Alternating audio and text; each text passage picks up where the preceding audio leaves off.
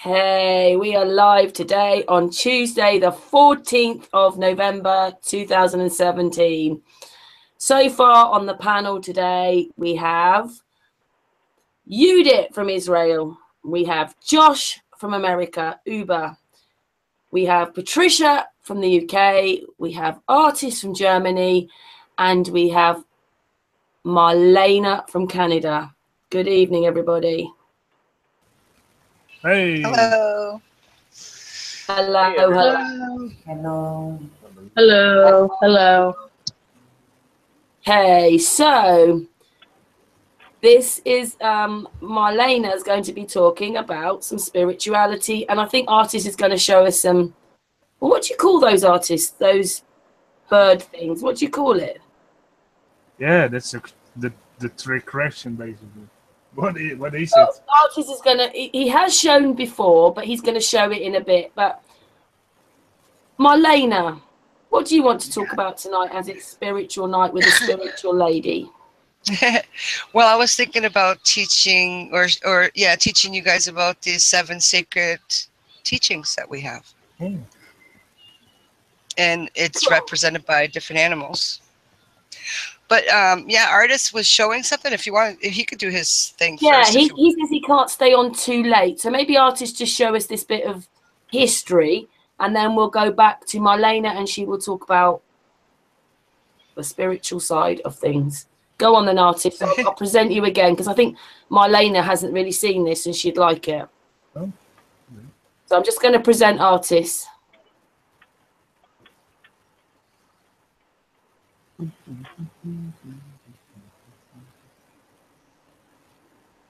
Just a second. Yeah, all right. I got it. Yeah, all right. Can you see everybody see the screen? Yes, we can. Okay. This is in the desert of Egypt. It's just if you have Cairo in Egypt and you go to the southwest about 200 miles, you get to this place. Cairo, did you say? Cairo. Yeah, I don't know how to pronounce it in English. Cairo. Cairo, that's how, yeah. Cool. Okay. Artist. You get to this place and, well, it's interesting because, first of all, if you take a closer look, these look like aeroplanes or flying things.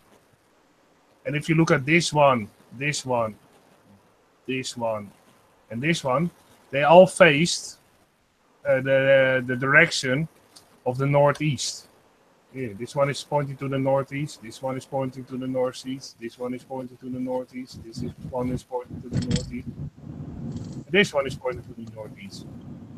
Now I'm going to show you. This is in the near that. If you have this, basically, yeah, let's call it the structure of a couple of points with circles around airplanes. If you go to the south, about 3 kilometers, you have this thing. Also very strange. It appears to have small stones.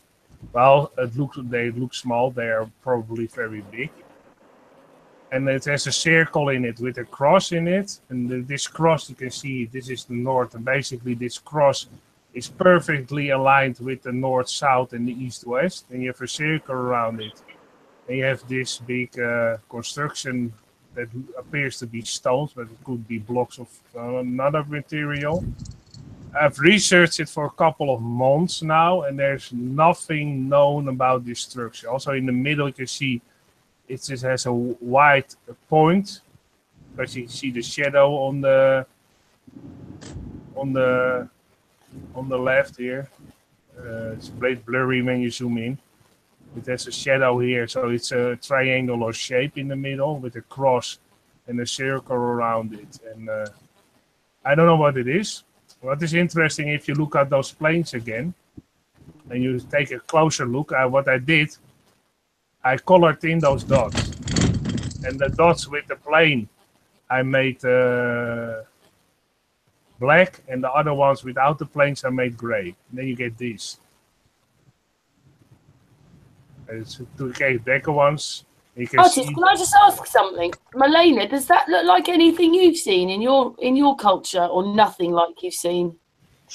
Yeah, I mean, a lot of the geometry I think is the same in all of our cultures, right? Just wondering. 6, yeah. 1, 2, 3, 4, 5, 6, 7, 8, 9, 10, 11, 12. Yeah. What is interesting, basically you have here almost that they overlap a certain amount. And here the overlapping is less, and then this one is almost none. And basically there should be a dot over here with no overlap, but that's not there. And I think it's a strange thing.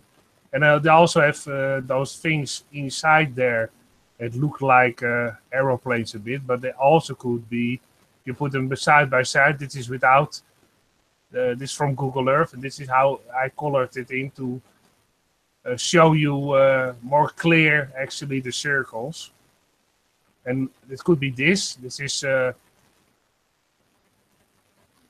Quimbia artifacts found in Colombia that you maybe know the story about, that some people think they are flying devices, but if you look at the shape of those and you go back to those plane shaped things, they appear to look a bit like those plane shaped things in those circles. If you look at these artifacts found in Colombia, they appear to have a similar shape. It's just a possibility. I don't say state that it is actually so. It is a possibility. And if I shut this down real quick, I can show you something else to prove that I'm not making up something in Google Maps. Because this is basically, can you see this moving, everybody? Yeah. Okay, that's good. This is basically Google Maps. So here you can see those. This now actually into the north, so you can see those smaller planes are facing all to the northeast. These are those empty circles. It's not. It's a little bit blurrier because they refreshed it with the new photos that are actually worse than the photos they had before. For some sort. And this, if you go to the south, you get that structure, but you can see the photographs. The newer photographs are blurrier than the older ones, so that's strange. And you can see basically here, put in a pointer so you know where it is. Everybody can also see the degrees probably now. Can you see that the degrees, or isn't that showing? Yeah, it's showing. Can I just say to everybody that Artist came across some stuff, and then since then he went to find out all these things, like you found a wall, didn't you, that's sort of going around this place we live in. And Artist has come across this, but you went and just kept finding thing after thing after thing, didn't you? Yeah. And also, this Sunday I'm going to talk about those negative and positive strikes all over the Earth, because they are maybe related to this. So, but that's for this Sunday. Otherwise, Marlena has to wait for 2 hours, and I don't want to put her through that. I don't mind. I don't mind at all because I like learning. And, you know, have you gone back in time? You know how you can go back in time on Google Maps? Yeah. Have you tried to go back a year or two? I mean, a year. Well, a few years. I went back almost. This is basically Maps, because Google Maps doesn't work in the Hangout. So this is basically Maps of Google Maps. And then you can't go back in time. You can do that on Google Earth, and Google Earth doesn't work in the Hangout because they changed it, and therefore I can't show it anymore. So I have to do it in Maps, and then you can't go back in time. But if you go back in time on Google Earth, about 20 years, it's still there, the same way.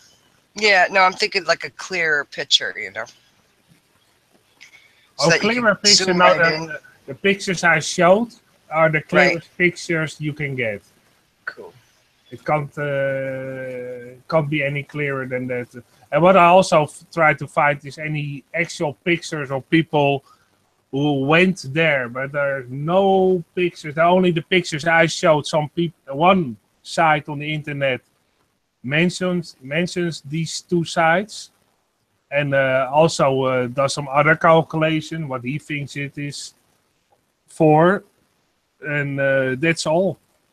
So I and only one other guy on the internet has found this place, and that's it.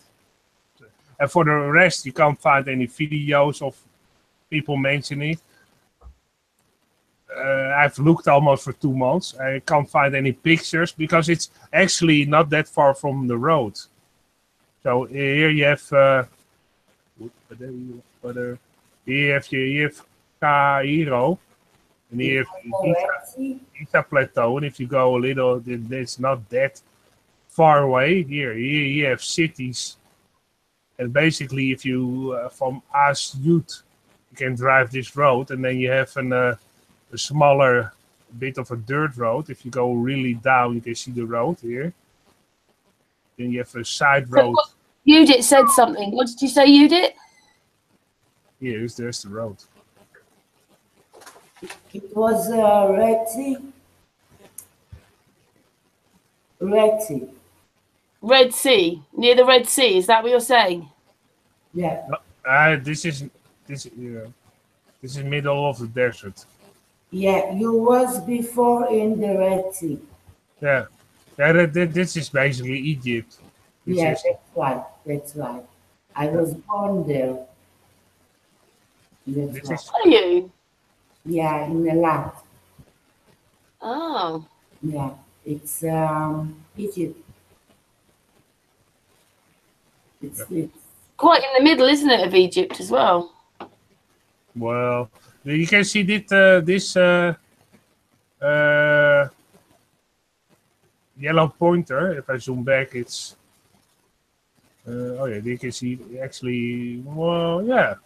If you take whole Egypt, it's somewhat in the middle, a little off to the east. And now everybody can see on what degree it is. 26 degree 32 64 7 north, 30 degrees 39 18 1 east. So everybody can find it. So I always want to show the evidence that it's actually there. Otherwise people say maybe, hey, you photoshopped it. It's not a real picture. So that's why I showed it, to show everybody. Nice globe there, artist. Yeah. Yeah. Is that it? You finished showing now? I mean, you've shown that. This is the short thing. Otherwise, I will talk for hours about the other things. But basically, they are more into history. So I will do that Sunday. So now Marlena can talk about her subject. Right? I don't mind you talking. That's fine. That's fine it will take forever, and I don't. And I also have to get up very early in the mornings, 6:30, 5:30. So I won't stay on that long. So otherwise, I get way too tired. So therefore, I will do it this Sunday. So you can now do your presentation and everything. Okay. Thank you, Artist. Thank you so much, Artist. Yeah. Go for Marlena. Artist, I have a question for you. Quickly question. Okay. Google, it's incredible machine. So So if you ask the correct question, maybe Google give you the correct answer. What I mean is, if you ask Google instead to give you the details on the ball, so you ask Google to give you the details on the flat earth map. Huh? Oh, yeah, yeah. Maybe. Yeah, I will try it in all kinds of ways if somebody has an... Yeah. Because I typed in rectangulars in Egypt, strange rectangulars in Egypt, planes in circles in Egypt, Egypt in plain circles, and every different kind of word. But I got basically one site with also pictures of that with other calculations, and that was it. So maybe I have to, that's type right. it in another language. So if Yudit, you have another language, so maybe you can type it in your language, and then you will get more results, because I type it in English, German, and Dutch and French, and then I get nothing. For sure, yes. Yeah, and maybe if you type it in your language or another language, or maybe in Native American, you get more results. You never know. Yeah, it was very interesting. Yes. Yeah. Marlena said she was be right back. She's getting something.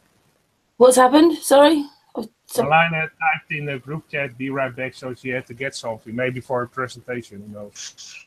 Yeah, I'm here. No, I had to, because I have to bind up my knee, right? So, okay. Oh, still a wounded knee.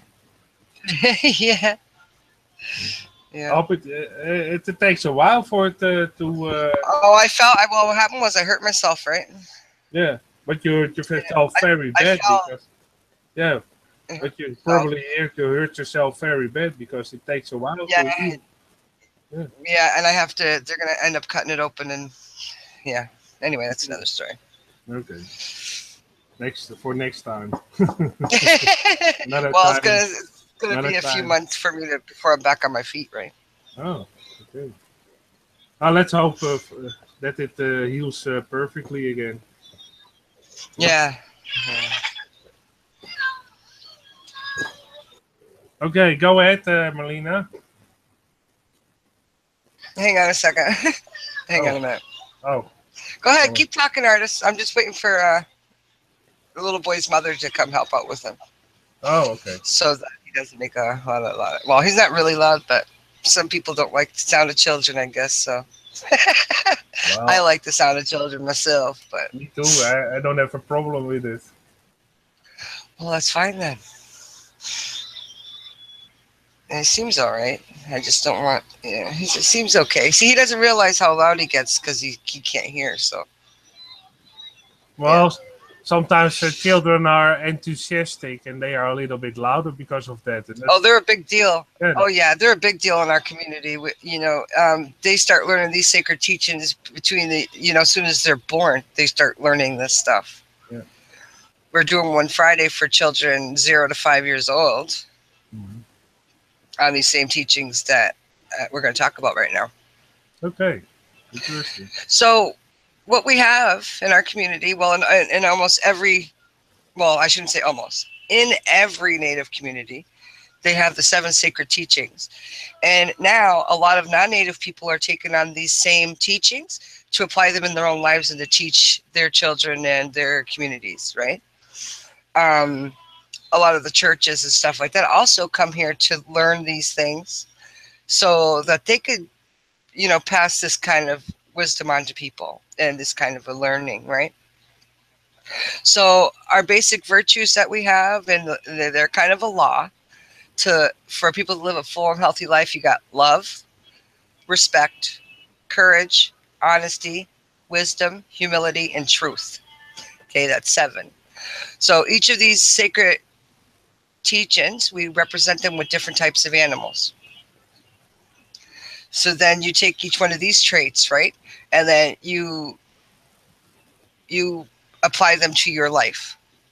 And you'll have the fullest life you can have. So first we have love, right? Love is represented by the eagle. And the eagle represents love because of its unique relationship with our Creator. The eagle has the ability, and I'm so sorry, you guys, I'm like stuttering, to fly the highest of any creature. So they're the ones that are the messengers. They're the ones that the Creator is closest to out of all the birds. And we teach by the eagle because the eagles are loving parents. And they're really good teachers to their offspring. So they teach that love and respect, the love part. And I don't know if you guys ever seen it done, but I live where there's eagles, like the big bald eagles, the huge ones. And I watch them, and it's always in the springtime when they have their new babies. And I watch them teach their babies how to fly. And they're not like regular birds where a bird will just kind of knock its baby bird off of a thing and make it fly off of a branch. Eagles don't do that. Eagles will put wing to wing with their baby. The mother and the father will put wing to wing with their baby and guide the baby. And it's the most amazing thing to watch. And this is how they teach their children how to fly. It's really cool. Yeah. And they're very loving. And an eagle mates for life. An eagle, when they find their mate, they mate for life. That mate dies, they do not look for another mate. You know? So our true love, right, is to know the Creator. And our first love is the Creator. The mother of all children, or, you know, some cultures say that it's a father of all children, but us, it's a female entity kind of thing, or a female energy, because that's the giver of our life. That's the giver of all life.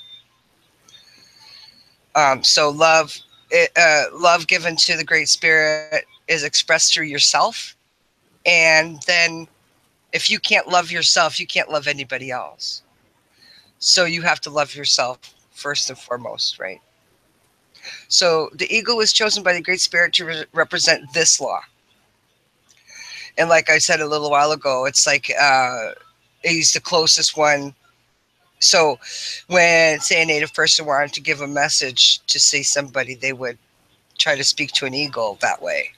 You know, back in the day, they used to do that too. They used to try to give the messages to them so they could fly up high and tell the Creator when the Creator's quite, you know, doing other things. Because, you know, people seem to think, and really cool thing about eagles, you guys, sometimes you'll have your imagination will like click off for a second, and it's like you could see above you or above the land you're in.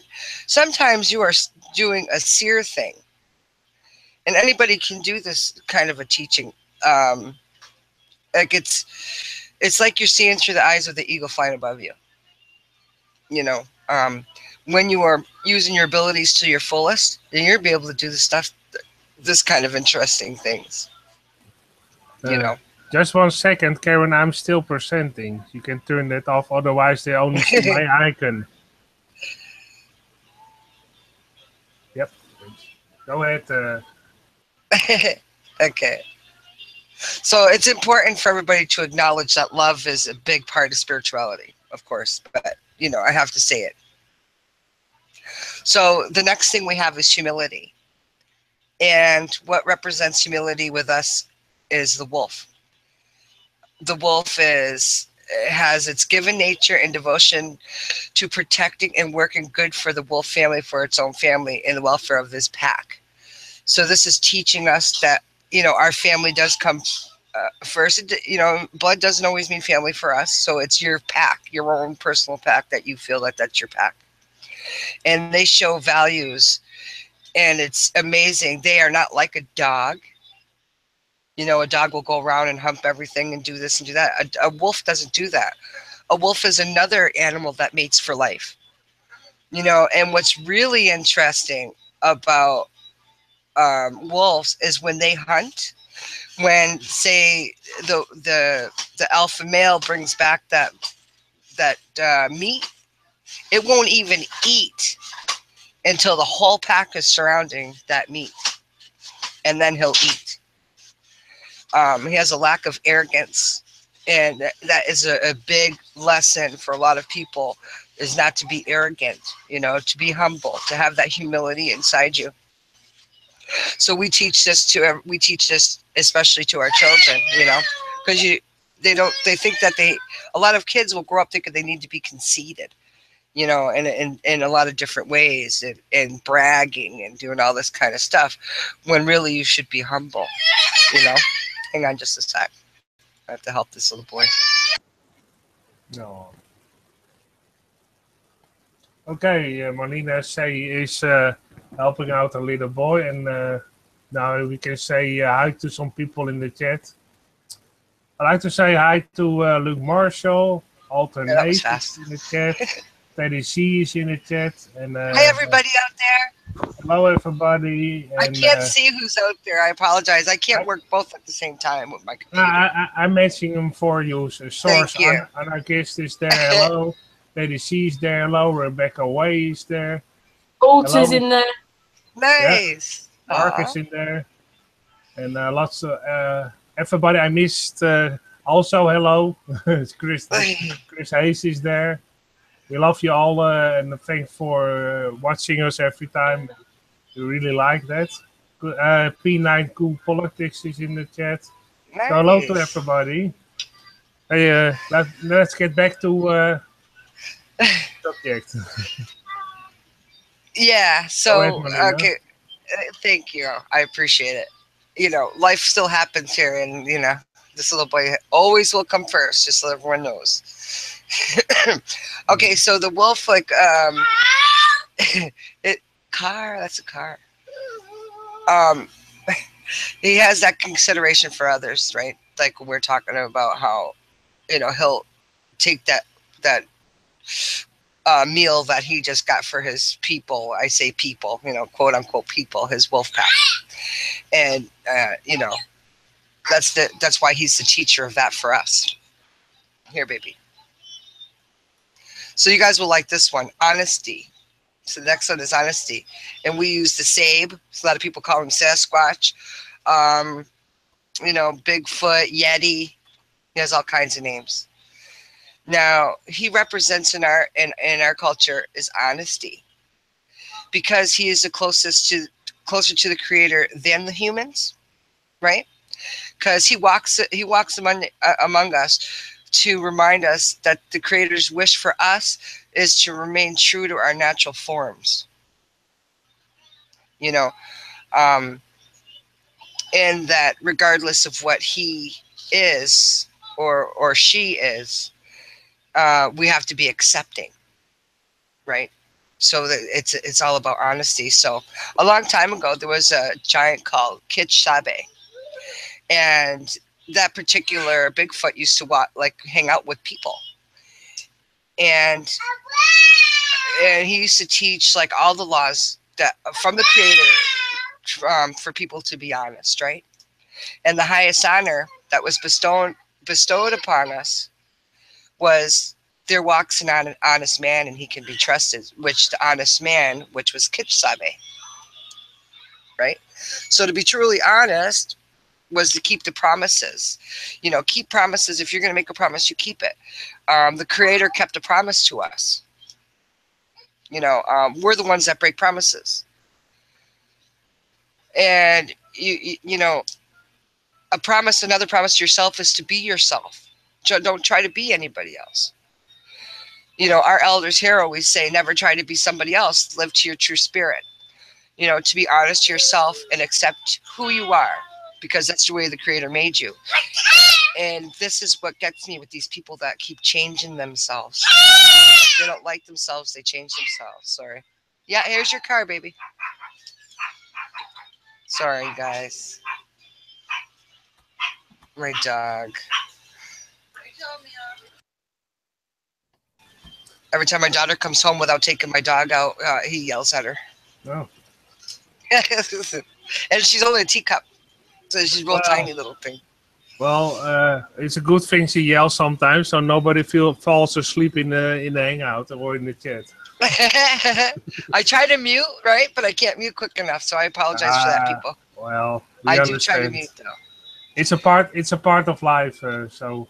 Yeah.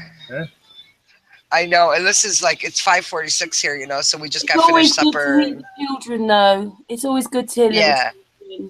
Yeah. Yeah, and it's cool because when you hear him saying words, he's you know, hearing impaired. So when you hear him say a word, it's amazing that he can say a word. Mm-hmm. So I make a big deal out of it. If anybody's on my Facebook, they see that I always make a big deal out of speech therapy, right? When we come back from when we're at speech therapy. So okay, so that's Bigfoot. That's the honesty, right? The honesty part. So accept who you are. That's the way the Creator made you. You know, you may feel different here and there, but you know what? you feel, you have to feel good and love yourself, you know, and always be honest, because, you know, once you start being dishonest with yourself or with somebody, it doesn't matter who it is, you're being dishonest with yourself, right? Hey, Mush, can you bring him into where your mom is? Okay, so the next one is wisdom. And with us, wisdom is represented by the beaver. Maybe he don't want to go. He could stay out here with me. Okay, so the beaver utilizes its gifts in the ways like promoting wellness to itself and family. He's the one that builds homes, right? The creator gave the beaver real large teeth and the knowledge to how to build and positively impact his environment. So if he needs water, he'll build his house so that the water streams around his house. You know, this annoys a lot of people because it bothers their like fishing holes and whatever, and a lot of people will tear down beaver dams because of these reasons. But you know, just think how smart a beaver is. Have you guys ever seen how a beaver dam is built? I mean, they're incredible. Especially they cut their logs. Mm-hmm. They cut them perfect to size. Yep. It's not just a mess. To some people, it looks like a mess, but you look inside a beaver lodge, and it's amazing. It's perfect. And they use mud and everything. But it's also interesting that the beavers actually, if I'm right, they go underwater to go to the entrance, and then they go up in their fort, and then they have a dry place in there. Yeah. But that's a very ingenious construction. So they hide their entrance underwater so they can get in because they know the entrance, and then they have to swim underwater to further up the entrance, and then they have a dry place where they live in that near that dam in their fort. It's called a fort in German. I don't know what the name actually is for that. Same thing. Oh, same word. Okay. Yeah. So the beaver teaches his babies. Like he'll have his babies right there, and he teaches his babies how to build, and he makes them work, and he teaches them to use their teeth. You know, because you know their teeth will keep growing if they don't use them. And if their teeth keep growing, they'll be useless. You know, and it'll make it totally impossible for a beaver to sustain himself if he never uses his teeth, right? So this is why it's the same to be said for us as human beings, because if you don't use your spirit will grow weak if it's not fulfilling its use. You know, when it's used properly, all our gifts contribute to the development and peace and to be healthy within ourselves as a family and within our communities. You know, people lose that somewhere along the way, you know, their spirituality. And I'm not talking about religion. I'm talking about spirit, being a spirit, you know, us being spirits, having that human experience right now. A really good teaching tool for that would be to ask somebody, you know, what was the biggest teaching they had in their life? Was it somebody teaching them how to use their hands? Or somebody teaching them, you know, something, say, how to draw, or how to play a musical instrument, or how to write? You know, a lot of people, there's this one person that sticks out in their head, a certain teacher. It doesn't have to be a school teacher. I'm talking about a teacher, somebody that showed them something. And then you'll see this look come upon them. And it's the spirit. And then you tell them, you know, this is how you can reconnect somebody back to their spirit. Because you'll even see it come across their face because they'll remember that teacher. Because when you learn something, for some reason, you always remember the teacher. You know? And you ask anybody something, and they say, oh my God, yeah, so-and-so taught me that, you know? And everybody does it. So yeah, the beaver is wisdom. So the next animal is courage. I mean, the next word and the next teaching is courage. And for courage, we have the bear. So of course, the bear represents, in just by looking at him, you know, he's strong. So it's strength. And the bear has a natural ability to overcome challenges. You see, like a mother bear, when she protects her cubs, she will fight a bear bigger than her. She'll fight packs of whatever it is that's coming towards them. She won't give up. And the mother usually wins because she has her courage. So to teach this to people to have courage to... What, Bubba? What, baby? What happened? So, sorry about that. He goes by, gets a little mad, keeps walking, you know.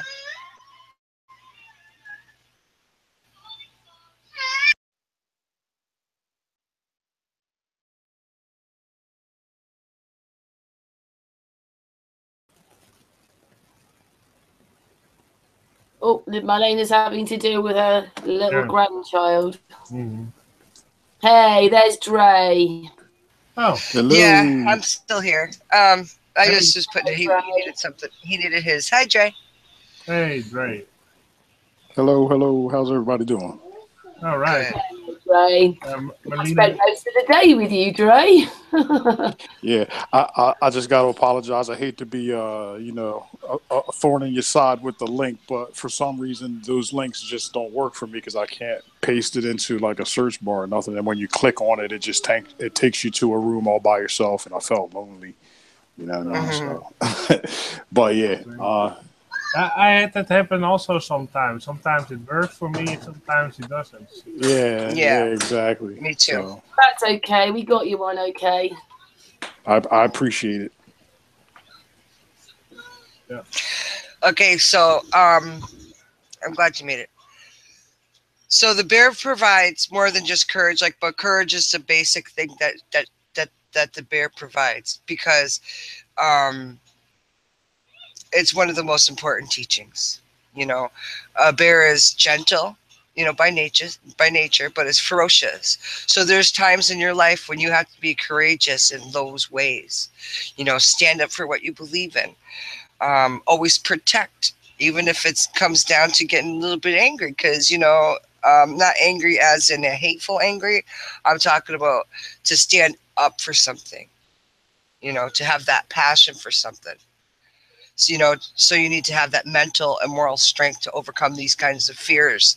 You know, there's these fears that prevent us from living our true spirit as human beings. You know, it is a big challenge, but it's not impossible. You know, so we think, you know, we need to have the vigor and intensity like the mother bear has when she's protecting her cub, right? She's living with her heart, and she lives with her spirit. And she knows that things are difficult, but she does protect her cubs. So we have to think of our spirits as protecting our spirits this way. You know, facing things that seem like, even though it seems dangerous, and I'm not talking about dangerous where something's going to kill you. I'm talking about where you're kind of scared to take that leap for something. Some people are afraid of being successful. You know, I see people self-sabotaging themselves when I know they're going to do really good if they like pushed on to say something that they know how to do. But at the end of the day, they'll turn around and stop themselves because they're afraid to be successful. You know, that's dangerous for your spirit because you keep holding yourself back. And, you know, and then after a while, you're going to look at yourself as a failure, even though you've never moved forward to try this specific thing, right? So courage in the bear is very important. So the next one we have is truth. And for us, the turtle represents truth. So, you know, in the beginning, it said with the creator and man was given the seven sacred laws.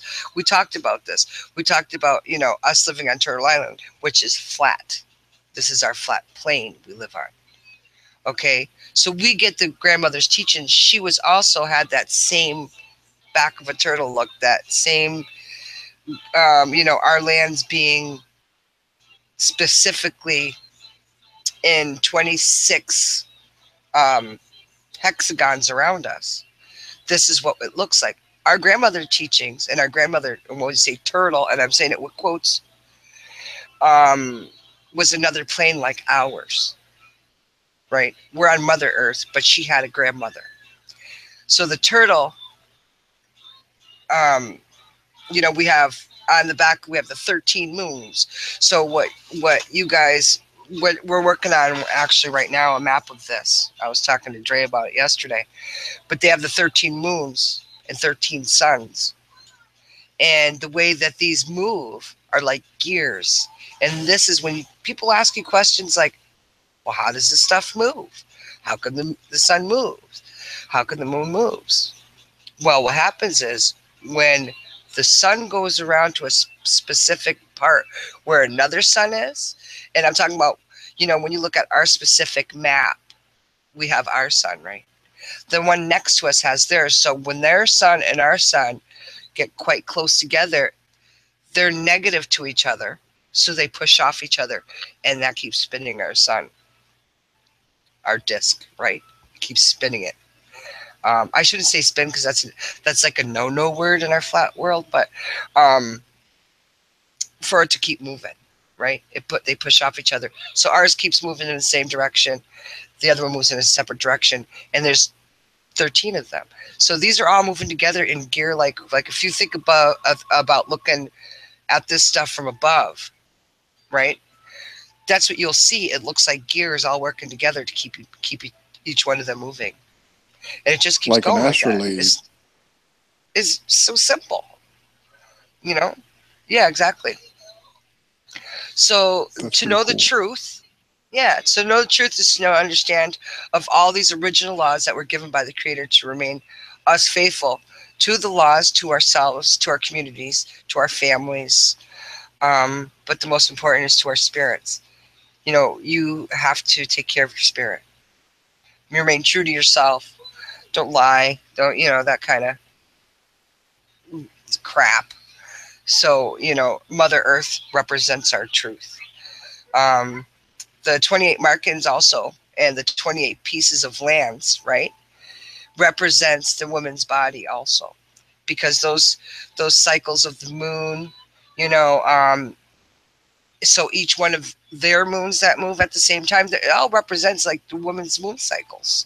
You know, if us women are all in the same room together, you know, our same area, living confined in one area in a house together, what happens? We all sync.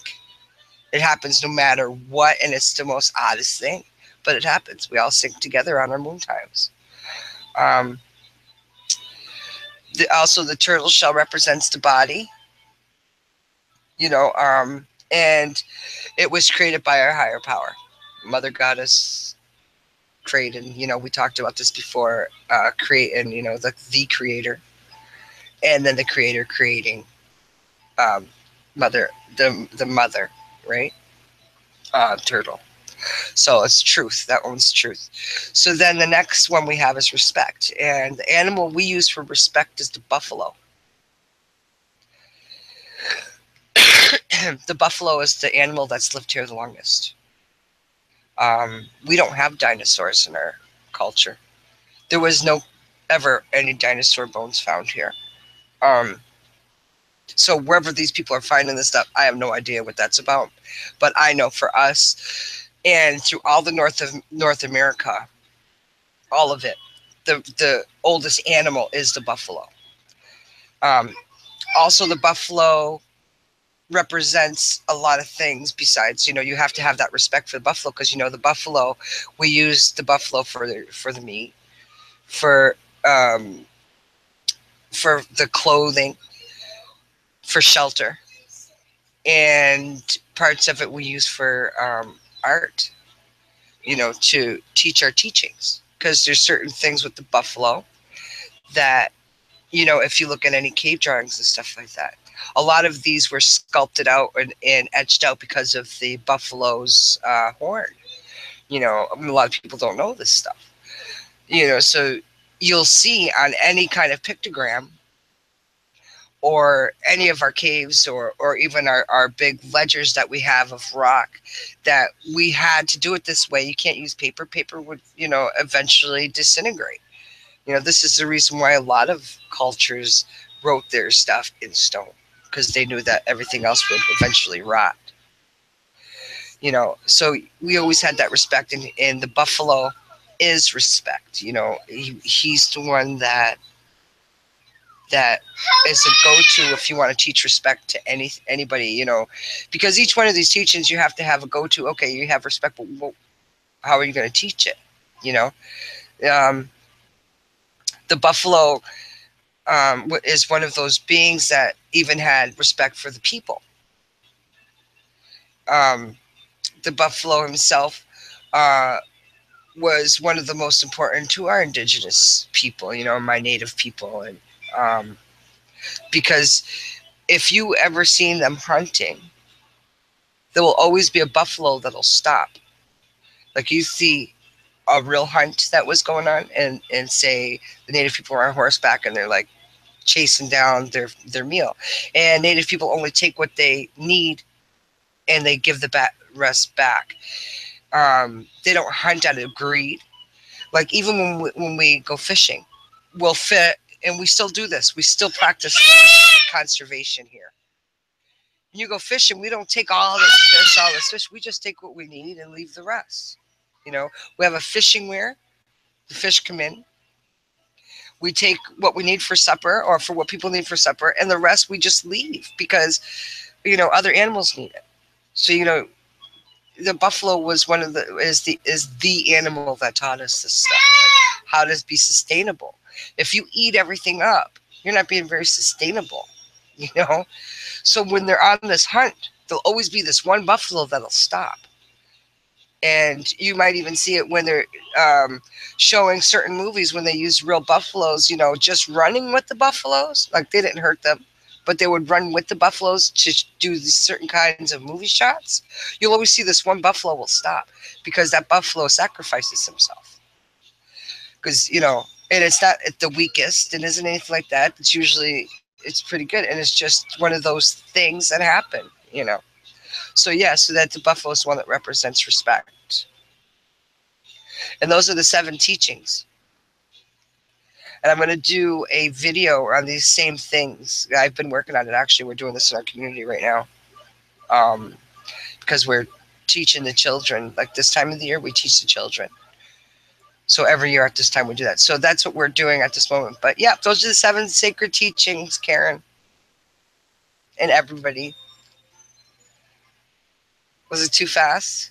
No, thank you, Marlena. I couldn't get I was just muted. I couldn't get the button off quick enough. Yeah, indeed. Very interesting, Marlena, about all those teachings about animals related to certain teachings of your culture. Yeah. And also, and that picture that he has up there from Leonard Peltier, Leonard Peltier was one of my mother's best friends. And I say was because my mother had passed on, but yeah. Just for the record, I would like you to tell the story because I think it's a shame that he's now in jail for almost 40 plus years for a crime he didn't commit. It's ridiculous. Yep. It was the FBI that committed the crime, and they framed Leonard Peltier. And this is when we lived in Connecticut.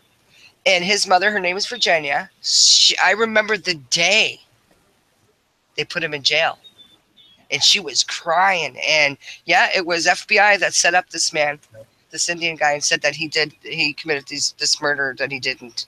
And he was a huge activist for the rights of Native Americans. Yeah, him and my mom actually they were the co-founders of the American Indians for Development. My mother was Joyce Peter Paul, and she was called Bear Paws, but like our clan name is Bear Paws. But yeah, my mother was a big founder of these. But American Indians for Development and American Indian Movement was my mother. So yeah. And yeah, it's a shame. And there's still people still trying to get him out.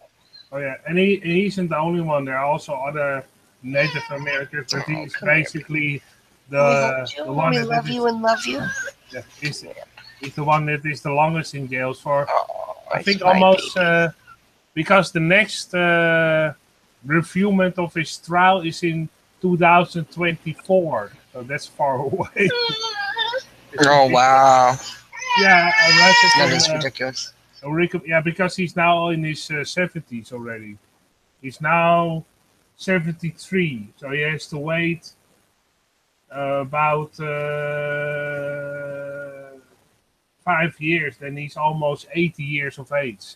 So they try to postpone it as often as possible because they don't want him to get him out of jail because he was coming up for the rights of the Native Americans, and he was doing peaceful protests all the time, and he was not harming anybody. All peaceful protests just for the Native American to point out that a lot of land was stolen from them, that they were doing illegal oil drills near the Native American land. He was basically putting a finger on that and making people notice that. And the government didn't want that, and therefore he was framed of a crime he didn't commit and was sent to jails in the 70s. So he's now in jail for 40 plus years. I think it's ridiculous. So every time you're on the hangout and I'm on the hangout, I will show the picture. As a sort of a protest. Because I think it's a shame that somebody's that long in jail for a crime he didn't commit. It's ridiculous. It is ridiculous. All because of this color of his skin. You know, we see it all the time with all kinds of cultures. Oh, yeah. You know, they throw them in because of stuff. But you know, the FBI killed. You know, it's so ridiculous. You know how everybody knows. Every single person over there knows he didn't do it. Everybody knows, but they won't let him out of jail. Well, even the cast, I saw a picture, even the cast of the Star Trek did a protest. Other well-known celebrities did a protest for it. John Lennon had basically a shirt with free Leonard Pertile and other stars from the 70s.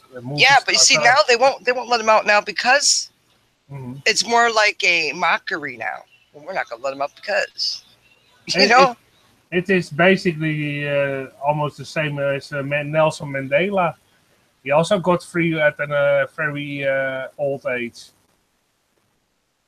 But because there was a lot of protests and there was going more protests. Therefore, they only had the choice to set him free because it basically was ridiculous that Nelson Mandela was still in jail. And that's the same thing with Leonard Pertile, and therefore I put him in his picture up because I think it's a shame, a big shame on America for not letting him free.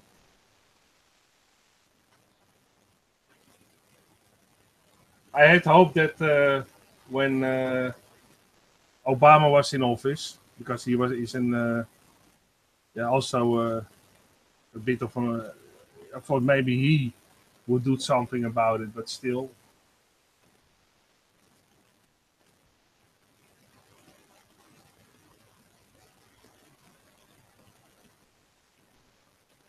Is everybody still there? Yeah, artist, I'm here. I'm just muting because people are talking. My daughter's having a bath, so you can hear the bath water running. Yeah, because sometimes my headphones shuts down.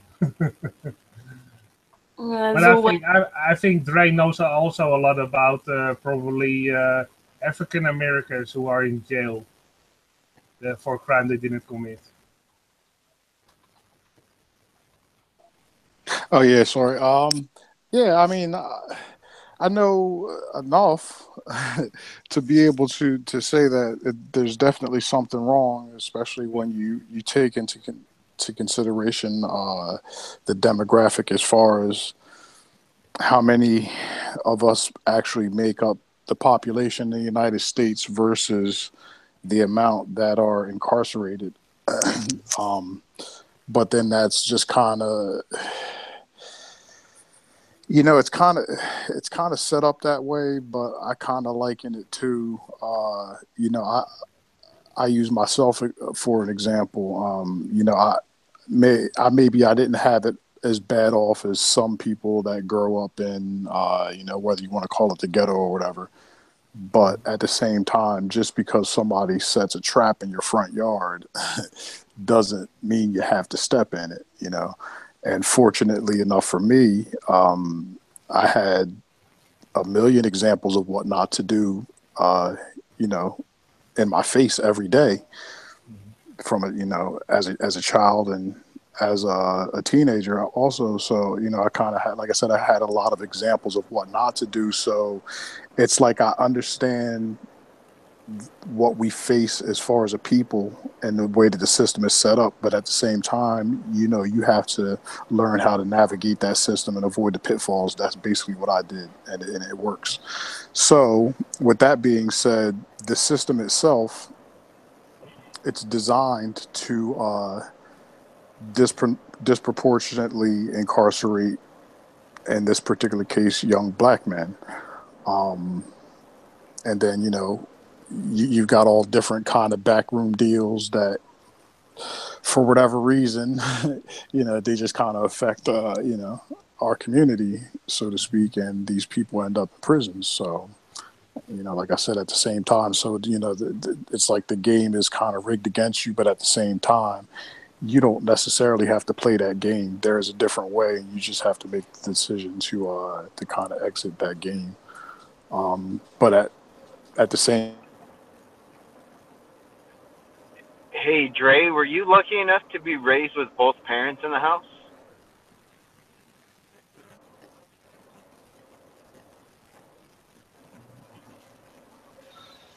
You fell out, Dre. Oh, he Yeah, muted. You muted, Dre.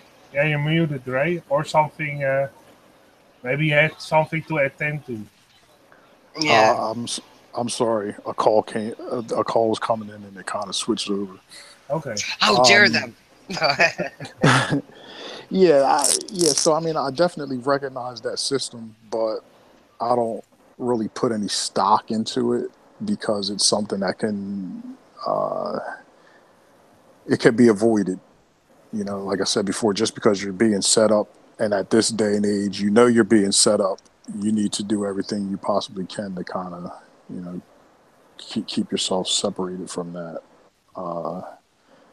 As far as Obama's concerned, like Yeah. he has no interest in doing something like, for instance, given is his Peltier his name?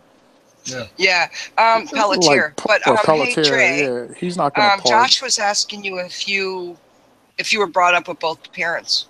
Absolutely not. And that's the thing. And like I said, I'm going to tell you exactly how I grew up. All right. And, you know, it is what it is. I don't have any embarrassment, no, you know, whatever. Basically, I was raised by a single mother. I have a brother. We have different fathers. My mom was very strict, though. Growing up with her was kind of like being in the military. I'd say by the time I was about 12 or 13 or so, she became a drug addict. You know, she was hooked on drugs, crack cocaine to be exact. You know, we went through, you know, years upon years, 20 years or more, you know, dealing with that. So I kind of come from the bottom of the barrel, you know what I'm saying? But I've always made a conscious decision to not be that bottom of the barrel, so to speak. My mom did give me a good foundation. You know, she was a good person. She just got caught up into some things later in life when she felt like her job was done, you know, as far as raising me and my brother to a point where we could fend for ourselves, you know. And I'll always, you know, be indebted to her for that, for giving me that foundation to be able to navigate life in general. So, but you know, I had every disadvantage, and I think I turned out fine. So whether you're raised in a single parent family household or whatever, or two, it all boils down to the quality of the parenting. Not only does it boil down to the quality of the parenting, it also comes down to the will of the child and what they seek out of life. I just chose to seek something different, and I used those examples in my life, which were negative, as examples of what not to do. And it's literally as simple as that. It's about making that choice. So I believe that single parent households can produce, as far as a child is concerned, that's productive in society or whatever you want to call it. It could go either way. Generally and traditionally speaking, children out of both parent households tend to do better because they have that structure. But it doesn't always work out that way, obviously. So. Yeah. Power to all those single parents out there that do the thing and give their children a good foundation to spring from. Yeah. Yeah. Well, what I noticed, I went to Detroit on a holiday, basically for the auto industry, also because of the basically the downfall that Detroit went through. But what was surprising for me when I was going to the hood with a taxi, what I see in most bad neighborhoods, liquor store, illegal gun shop, liquor store, illegal gun shop, liquor store, illegal gun shop, liquor store. So therefore, Don't forget about the church. They all got a Also, church too. there are more jails in the United States than there are schools. Yeah, but I found it very curious that in the bad neighborhoods they had so The many churches, they just caught on to what you said. and in Detroit, basically the things the buildings that are still good are churches. They look the best because. And there's a reason for that, and the reasoning behind that is because in many of these instances, these churches are basically preying on these people's divinity, if you will, or their religious beliefs and extracting the money from them. This is why the church still looks sparkly, shiny, and new, and everything else has boards on it and dilapidated. Yep, check this out. People over here, we have of course a church here in our community, which when you go in there, it's mostly all native things. Mm-hmm. You know how you give money and they pass that little basket around to give money? It doesn't even go into our church. It goes into the big church downtown, like the big basilica. And here, our little church is rotten. It's starting to rot. Let me tell you how it goes down. I don't even get that. First of all, I want to touch on 2 points because these are two things that I think some people, or at least the 1 point, some people are aware of. A lot of people are not aware of. What people call African Americans, there's no such thing. No. The black or so-called black people, whatever people choose to call us, that they refer to as African Americans, are people that are actually indigenous to these lands. This whole slave trade narrative about them bringing millions of Africans over from Africa in order to be slaves in this country is pure BS. Yeah. There is some truth in it. They did bring some, but it's not the numbers. It's not even remotely close to the numbers which they claim. First of all, that those types of voyages, the majority of the people would perish on the trip. Yeah, how would all those people fit in a boat? Well, this is what I'm saying. It's kind of like if you're a farmer and for some reason you got to move, like 1,000 pieces of cattle. You're not going to stick 1,000 of them on. Not that you could, but you're not going to stick 1,000 on the ship. If anything, you're going to keep the numbers relatively low and take more trips. And it just doesn't add up. Let alone the lack of evidence as far as boats and things like that are concerned. So that's just largely over exaggerated. What is then a better way if you want to talk about? It's just like us being called Indians artists. I'm not an Indian. No, I know. That's why I always say Native American. But a lot of people still call us Indians. I know. And I said it during this teaching. I said Indians only because it's a common word. What do you want to be called, Marlena? Just asking then, because I don't mean to be rude. I would have said Marlena's Native Indian, or Micmac, but we're not Indians. See, Indians are from India, just like he's not an African.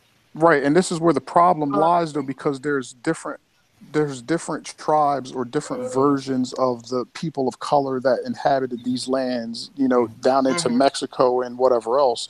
Now, so basically, to kind of put it in context, we know that the term white person is basically an American thing. When you leave this country, people are usually, if they're Irish, they're an Irishman. If they're, if they're French, they're a Frenchman. They're basically referred to by their heritage. Not a Wachichu. Right. Wachichu is a white man. But what I'm getting at is now between like a German person, a French person, an Italian person, whatever, for the most part, all of these people look white, for lack of a better terms. Well, you're making a small mistake, because here in Germany we have still East Germany and West Germany. Right. Well, no. Exactly. So you get it. Listen. They always say, if you are from East Germany, I get what you're talking about. The people from East Germany are no. Listen for a second.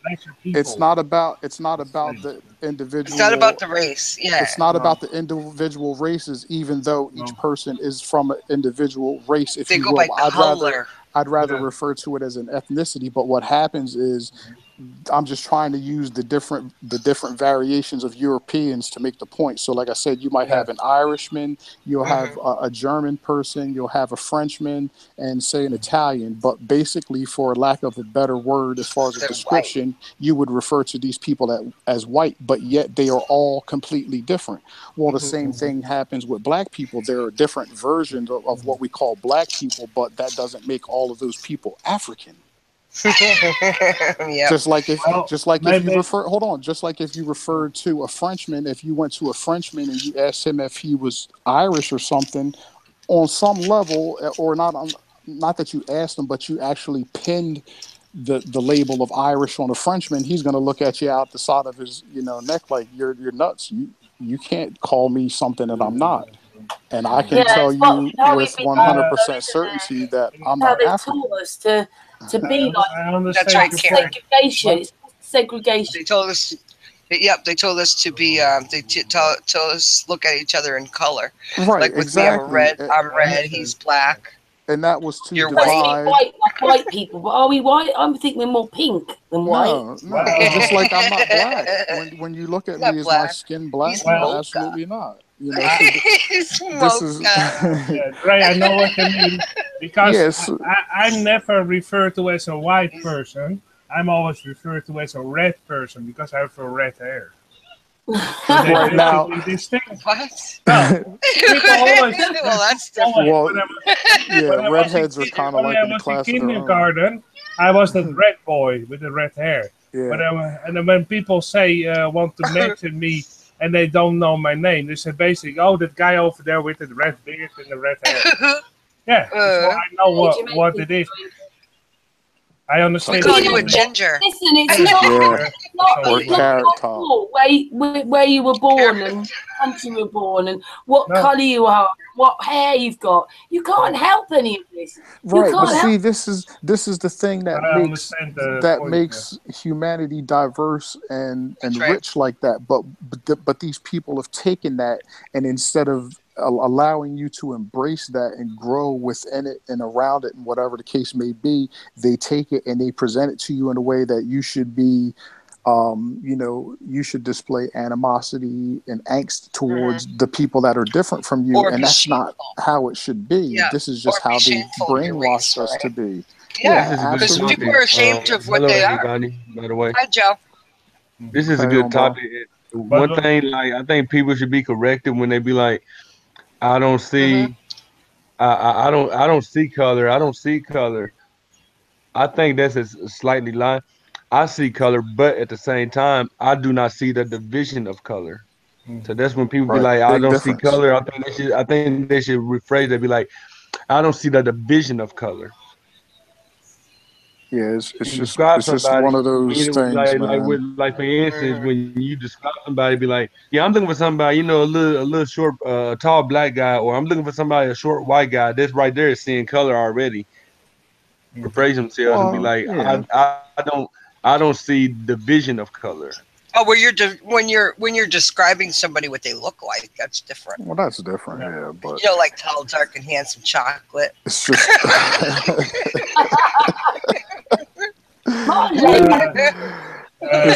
You know, 13. That's true. I now understand that. I knew the cougar. I knew the cougar would come out of Marlena sooner or later.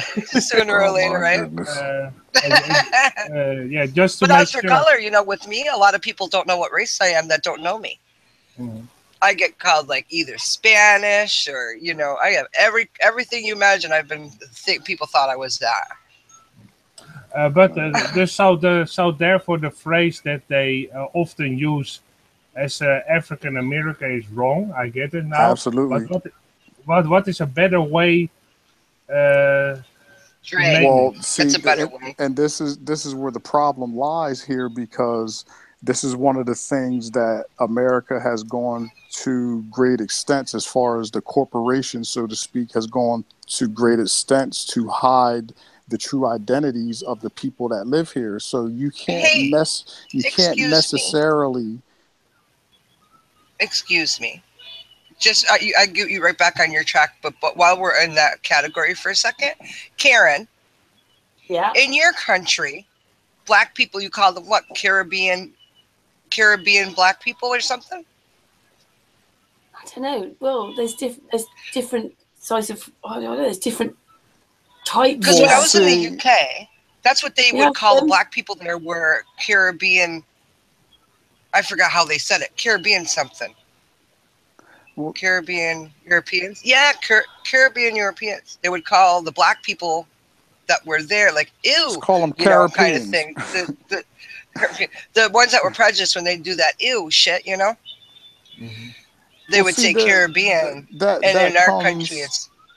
That stems from a product of what the true slave trade was, though. See, now, this is how it went down. They were taking what they're calling African Americans or the indigenous people of color. They were taking them to the islands and to the Caribbean, and then the Europeans from Great Britain and the UK and you know, places like that were actually extracting that from the Caribbean. This is how it went down. This is why you have the link between the UK and then the Caribbean people that she's referring to, that have that English accent, if you will, because that's what they know, because they were dealing with, whether it was the Irish or the British in the first place, that were involved in the slave trade.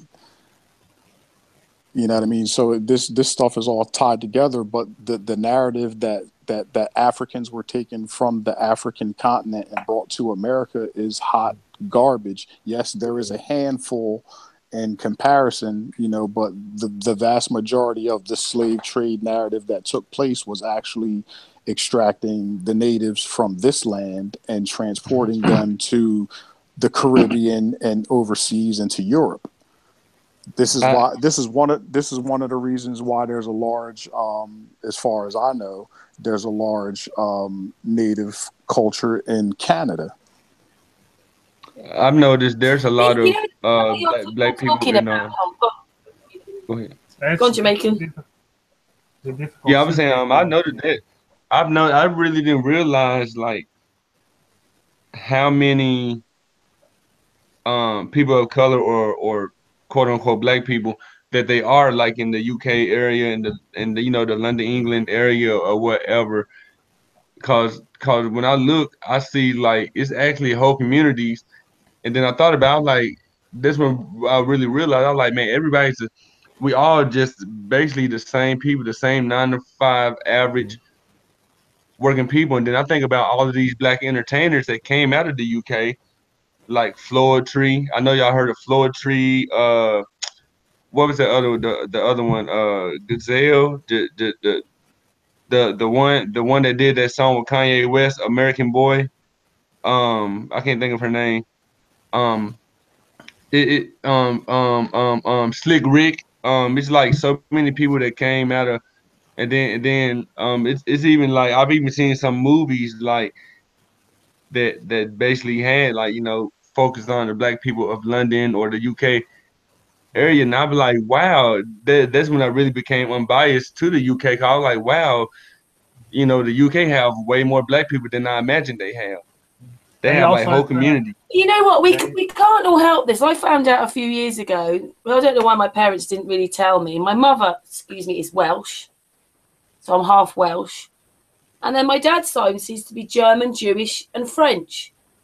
You can't help. I can't help that. That's my lineage of bloodline. I can't help it. You know, I'm a Heinz 59, a mixture of all sorts of different people and places. You can't help it, can you? You can't help being that mix. You can't help it. Baskin We're all Robbins. human, aren't we? That's what I call them, Baskin Robbins. But I think ultimately What's a that's Baskin the goal. Robbins? Baskin Robbins is 31 flavors. If you don't know about Baskin Robbins. You don't know about. I thought it was a worldwide franchise, Marley. No, it's not, darling. Nah, I think that was a rhetorical question. I got you. Yeah, Baskin Robbins. Heinz 57. But to me, I think ultimately that's the as far as the. Then you know what? Now that I think about it, maybe not. That probably wouldn't be a good thing. Well, that's what's that?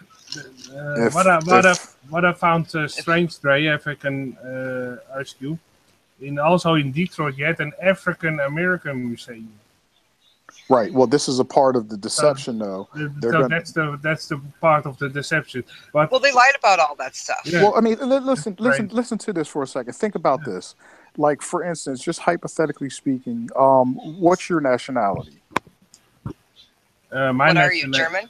No, I'm actually. You don't like to have to give me every single one, just like whatever. Mainly, are you? You know, I'm. What are you, damn it? Baskin Robbins. If I go back to my history, he's a Spartan. Basically, I am English German. Okay, boom. English German. We'll say Her Titan. name was Estelle, by the way. That's the name I couldn't remember. But go ahead. We'll say Titan is like he's straight up Jamaican or whatever. All right, so this is what happens, and then me, I'm just American. I'm African American. I'm just some black guy. Okay, so now this is how it goes down. Say all of a sudden that SHIT hits the fan in the United States, and everybody decides that what, I'm out of here. I'm gonna get away from the drama and the fighting or whatever, and they decide to go back to their homeland. Jamaican Titan goes back to Jamaica. Artist goes back to England or Germany. I'm sorry. I'm already living in Germany. Well, I'm just saying, just hypothetically, if you were in America. If you were in America, but you still know your lineage and where you come from. So then, like I said, now then you have me in America. I'm what am I? Oh, I'm black. Oh, I'm African American. Okay, so when SHIT hits the fan, where do I go? Mm-hmm. I can't go to black. I can't go to Africa because Africa's a continent. There's there's a whole bunch of different countries within Africa. So which country do I belong to? So this is the problem. Where do I go? Like French, German, Jewish, and Welsh. So I'd take a bit of me there. It depends. But what I'm saying, I just know everybody. You guys' rent is due. Just listen for a second. But look, to build on what Dre is saying. Hold on, Jamaican, hold on for a second. But this is the point that I'm making. Even though you might not know exactly what you are, where you come from, you do have a choice of 3 lands to claim, so to speak. You can go to France, and technically they could accept you because they know your lineage is French, German, and Irish, or whatever the case may be. That Irishman can go back to Ireland. That Italian can go back to Italy. The Jamaican can go back to Jamaica. But where does the African American go? He can't go back to Africa. Where are you going in Africa? There is no place for you, and this is a part of the deception right there, why they want to keep the people that live in America confused, because they don't want them to understand what they truly are and where they belong. And do you know your heritage, where you are originally from or not? Well, I mean, I do to an extent. He's American. Like, I haven't.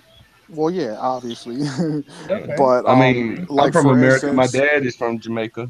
Okay. I know my grandmother. My dad and his mom and his brothers and sisters. Well, what they all do born is and they go raised. by what your father does, right? Well, no, Back in the because day, they used to, right? Well, yeah. well, as See, far on as my you, birth certificate it says red. My and that's American birth because of your certificate is says that red. because of your father's name or Because something? we're native. But my dad was black. But but he's native. My dad still got his accent after 40 years Right, living in the but States. He still got And his my mother accent. is red Indian. See, this is where they get confused on birth certificates. What does your birth certificate say? Does it say black? No, it says, if I'm not Citizen mistaken, of the United States of America with the this seal is on it. this is how it went down. Ask your The mother what says term her birth certificate says, Dre. my mother's birth certificate says black. I'm It says a pretty color. sure. Yeah, that's what I'm saying. That's what I'm pretty saying. sure It's a that color. mine says. It I'm doesn't pretty sure say. that mine says black or African American. But this is the problem with that. The term African American didn't even exist until like 1985 or 1986 or something. Somewhere in that neighborhood, Jesse Jackson coined it. It didn't even exist prior to that. Prior to that, on a birth certificate, a black person was considered to be Negro. At one point in time, it may have been what they say colored, and then other than that, it was Negro, black. Negro is probably the most legal term that could be out there, but a lot of these vital statistics records are being Without altered. sounding racist or whatever, what is the difference between a Negro and a Negroid? Nothing. That's just the same thing. That's a sign. Well, a Negroid. Well, I don't know. I don't really know. I just know that. Well, I'm about to tell you. No. Because I know the word Negro. This is what it is. Black. This is what it is. You basically have three major what they call races. I don't agree with races. I think that what they call races are just different. Ethnicities, but the three major races according to mainstream science is the Caucasoid, which is the Caucasian or the white man. Then you have the Negroid or the black man or the African, and then you have the Mongoloid, which is the Asian. These are your three major races. So these is where these terms come into play: Negroid, Mongoloid, and Caucasoid. This is where these Can terms I say come something from. right here? Well, I have to say something where you're talking about. In our medicine wheel, we have the four colors: white, black, red, and yellow. Yeah, red, yeah. So you have three. They're also where's the red come in? They're also because those four colors are also between the Vedic maps and the ring, like some of the Aztec or Mayan cultures showed. Right, and it's the directions also. Right, those four colors are around the North Pole also, and this is where they say that we all come from. Well, anyway, this is what it is. The white color is obviously the Caucasians or the Caucasoid. Dre, the black is. You never seen what I drew today, eh? I drew that. I'm sorry. What were those colors again? You said red, the Negroid. The black is obviously the Negroid or the Negro. Black, the yellow, red, yellow, and white. The yellow is the Mongoloid or the Asian, and the red is the Native American. This is red people country. This is what we are. This is why when they came here, they called us the copper-colored people. We're not African. Bottom line. And it's not a coincidence that red is a primary color as blue and yellow. They're all primary colors. No, they're not. The primary colors are red, blue, and yellow. The primary colors are only red, blue, and yellow. White is a tint. Because tone those are the only three colors there's only three colors that you cannot mix. Those are only three colors that are independent. Those colors are independent. You can't mix anything to get them. Right. Yeah. Not everybody's white is actually the lack of color. White is the lack of color. Did you know when you black all is those the combination of them all? Get skin tone as an artist. I have a different kind of skin. I have basically freckles all over my body. Right. Because I have red hair, so I have. This guy. And what that is. I was a red-headed, freckled kid. And I was, back in the day, when you go back about 700 years, I was probably burned for being a red-headed child. Because back in the day in Germany, when you had a red-headed child, it was basically seen as a devil's child, and a lot of children were burned because they had red hair.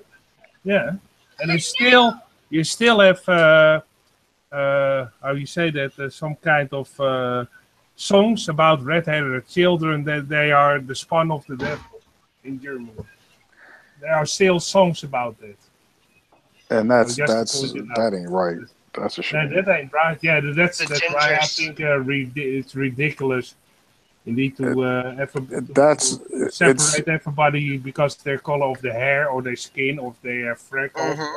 It's another form of ostracization. It's the same thing that they do to, whether it's a different culture or somebody that just looks different. Because you look different, they use it as a tool to divide the people when we should be trying to come together. And that's just what they do. They're sick. That's sick. Even what they do here. People with hearts, aren't we? That's the most important thing. Even what they do here in Germany. Feelings. We've all got feelings. Yeah. Even what they do here in Germany, they divide Germany. You had that big wall in Germany of East and West Germany. And they still, East German people, most people look at the East German people as lesser people. Still to this day, I don't do it but you can still feel and hear sometimes that people from East Germany are looked upon as lesser of a German people, because most of the people in East Germany were poorer and everything, so therefore they are looked upon as lesser people. Still to this day, it becomes less and less, but it's still there, and that's a positive thing that Merkel was our prime minister now, because she was from East Germany, and therefore the whole East German thing that went a little bit away, because she was basically voted in as the head of Germany, and therefore the whole East German differeces and divided of the East and West between East and West Germany went away a little bit, because we first had our first East German prime minister. So it takes sometimes even a wall. And that's why I think it's stupid that they build a wall in America, because basically what will happen is that you have separation of America and another part, South America, basically. And therefore you get the same, probably the same problem. Why would you separate the help? You see what I'm saying? Like, because why would you separate the help from America? One of the hardest working cultures is here in America. People always talking about. People always making jokes. It's like this. I said this at work the other day. I said people always making a joke. It'd be good if the immigrants go back. It'd be good if the immigrants. But if you need your driveway paved, or if you need your renters do get off my land. If you need your roof rebuilt or whatever, or if you need this and that, who's gonna call to repair to give you? Who's gonna get called, or who's gonna show up on the job site for your home improvement? The immigrants. You see what I'm saying? It's like a contradiction. Well, they're more. Apart from Marlena, from her native land, most of us are immigrants. I am. This is the thing, and I hope people don't. Well, my family was were. I hope people don't take this the wrong way, but this is as plain and simple and truthful as it gets. America, as far as we know it to be today, not the true state of America, but what it come to be is a land of immigrants. Technically, if immigrants had to leave, basically everybody in this country, that doesn't fit a certain description would have to leave. America right now, as it stands, has one of the world's largest illegal immigrant populations, technically. So when we start saying that immigrants need to, kind of leave or whatever, and this is one of the things that kind of made Trump so kind of dangerous to the general public, as far as stirring up the animosity. Like I honestly believe they have no intentions, whether it's Trump or anybody else, they have no intentions on building a wall between the United States and Mexico. It's not going to happen. They're just doing that stuff and saying all this crap to stir the pot. Diversion. Yeah. They just want to stir the pot and get everybody up in cahoots, up in arms. Oh, I hate you because you're Mexican. Oh, I hate you because you're black, and I hate you because you're white. And you know, it's like this is what they do. They ain't building no wall. If they stop whatever is going on between Mexico and the United States is going to suffer because whatever is crossing that border is something that's basically fueling our economy on some level, whether it's on the drug level with the actual drugs or whether it's on the law enforcement side with all the lawyers, the law enforcement officers, the rehab clinics, and the whole thing. It would literally destroy the country as far as the economy is concerned. They're not going to shut that down. That's where they make their bread and butter.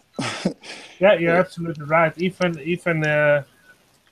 it was talked about that there was here near the border of Germany, there was a huge village with a lot of immigrants, and basically one jurist had his bread and butter only because he was defending all those immigrants all the time.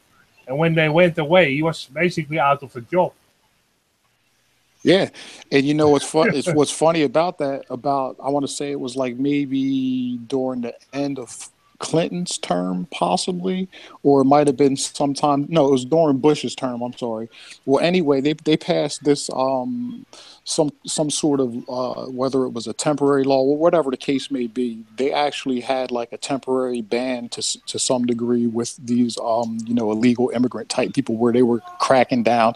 They were going to the farms and they were checking whether people were legal or not. Well, anyway, it got so bad that these southern farmers, they had such a loss as far as crops because there was nobody to tend the fields. Yeah. They did away with it. They reversed it, and now they let them come back. Yeah. They don't want to get rid of the immigrants on that level because there's nobody else that's going to do that type of work. Yeah. You know what I'm saying? So they're not going to shut that down. No, of course not. Because the immigrants in exactly, because they love you. So they don't want to send the help away. No. They just talking a bunch of nonsense to cause division, to have everybody mad at them. Like I said, but let them need some roof repairs right now to this day. These immigrants that so despised. I'm just saying a bunch of these immigrants a bunch of immigrants. I'm just saying a bunch of immigrants and foreigners that they so hate, that they so despise so much, would show up at their house ready to rebuild their roof. Mm-hmm. I mean, you know that all they've done is taught us division and that. I mean, it's great. Yeah. Look at the countries on the panel. We've got Israel, America, Canada, UK, Germany. I'm from Mother Earth, thank you. and I'm the half and half milk that you pour in your coffee. yeah. Hey, well, look, I'm French. And you know what they've done as well? Like when you're talking about like, this colour thing. Serious, I'm French, Irish, and German. My name's Andre. That's French, and my last name is either Irish or German. One or the other. Andre. It's all about division, though, isn't it? And often now we find out how important, like the Native Americans or Native Canadians or Africans, they're much more important than they being portrayed. Oh, yeah. Can I answer Dave real quick in the chat? No. Just kidding. I'm just kidding. He said, "What does this guy?" He said, "What's all this got to do with flat Earth?" Now, in my opinion, I believe because we're human beings. That's why. Yeah, exactly. But hold on, in my opinion, I believe that's kind of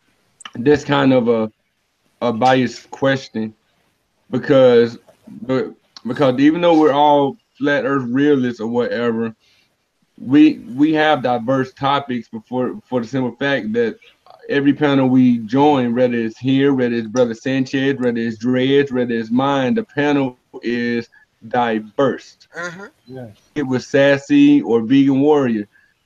You know what I'm saying? Yeah. And what this has to do with flat Earth is, if you don't know yourself, if you're not diverse within yourself or whatever, how can you preach diversity of flat Earth?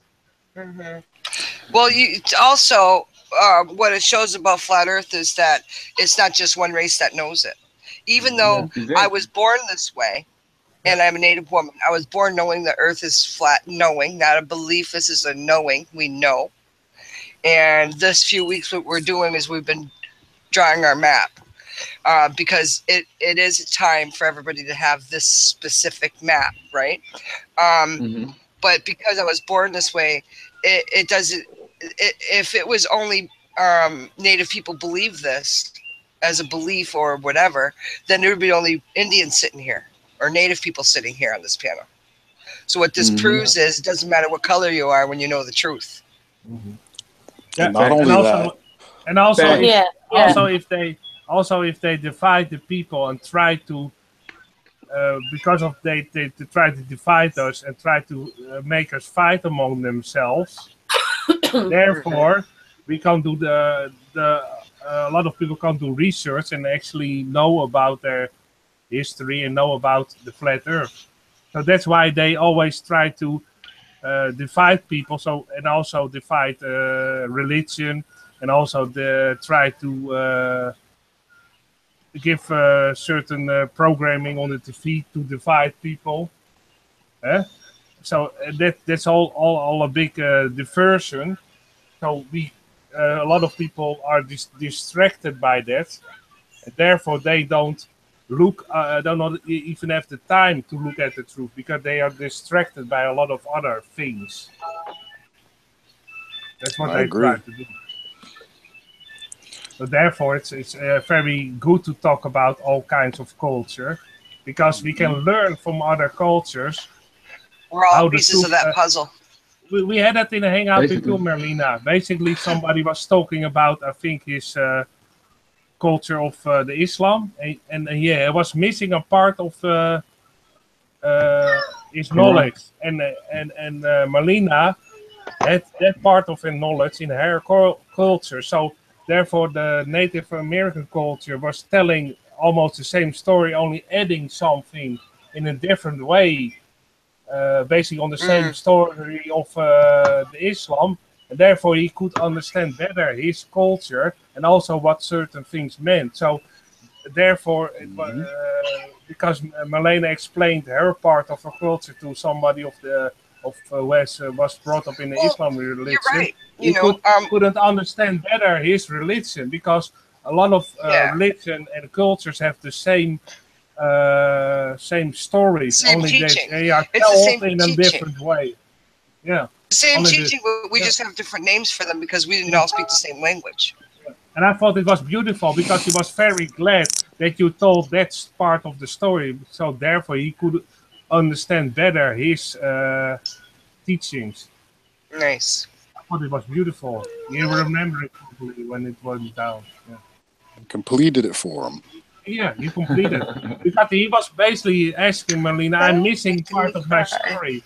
And Marlena added her part of the story. Therefore, the story was basically complete. And that was a beautiful thing when that happened.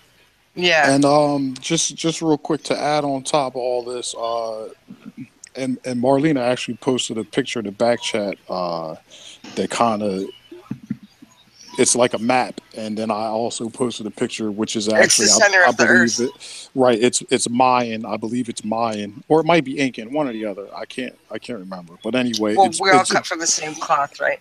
Yeah, it's basically depicting the same thing. But anyway, this the one picture. I know you guys in the chat can't see it, but anyway, it's basically a square that's around more or less the North Pole. Is that a pyramid? Well, it kind of is, but it kind of isn't. Makes sense to you. But see, basically, you can see the picture. I know other people might not understand, but basically what you see as far as the X that goes right through the middle, the center, that's exactly. Basically the equivalent. 4 directions, 4 colors. Right. That's basically the equivalent of the 4 rivers that go into the center. You know, the center and right. what people call, Agartha or whatever. Couldn't someone share what we're talking about? I can't hear. But look at the colors, though. You got the black, you got the white, you got the red, and you got the yellow. This is why when we talk about things, whether it's on a color of the skin type level or on a cultural level, it's always pertinent in more ways than one, primarily being because the ancient cosmologies represent all four of these, what we call colors, in virtually everything that they did, within their artwork, because these four cultures are part of the whole.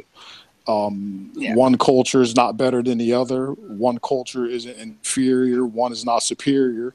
They're all equally the same. One's not more intelligent than the other as well. Right, absolutely not. We all have the same potential. We all have the same potential. It's just a matter of how you apply it, and obviously nurture and like, ego alert. No, I'm kidding. Yeah, right. Well, I thought it was so smart. I looked at the back chat, and basically what I'm showing now is that what you were talking about in general. Yeah, it's one of the major risks that. Yeah, I quickly made a copy so everybody can see what you were talking about. Now. So we have we have the yellow, right? Nice. That's the east. Everyone knows that's the east.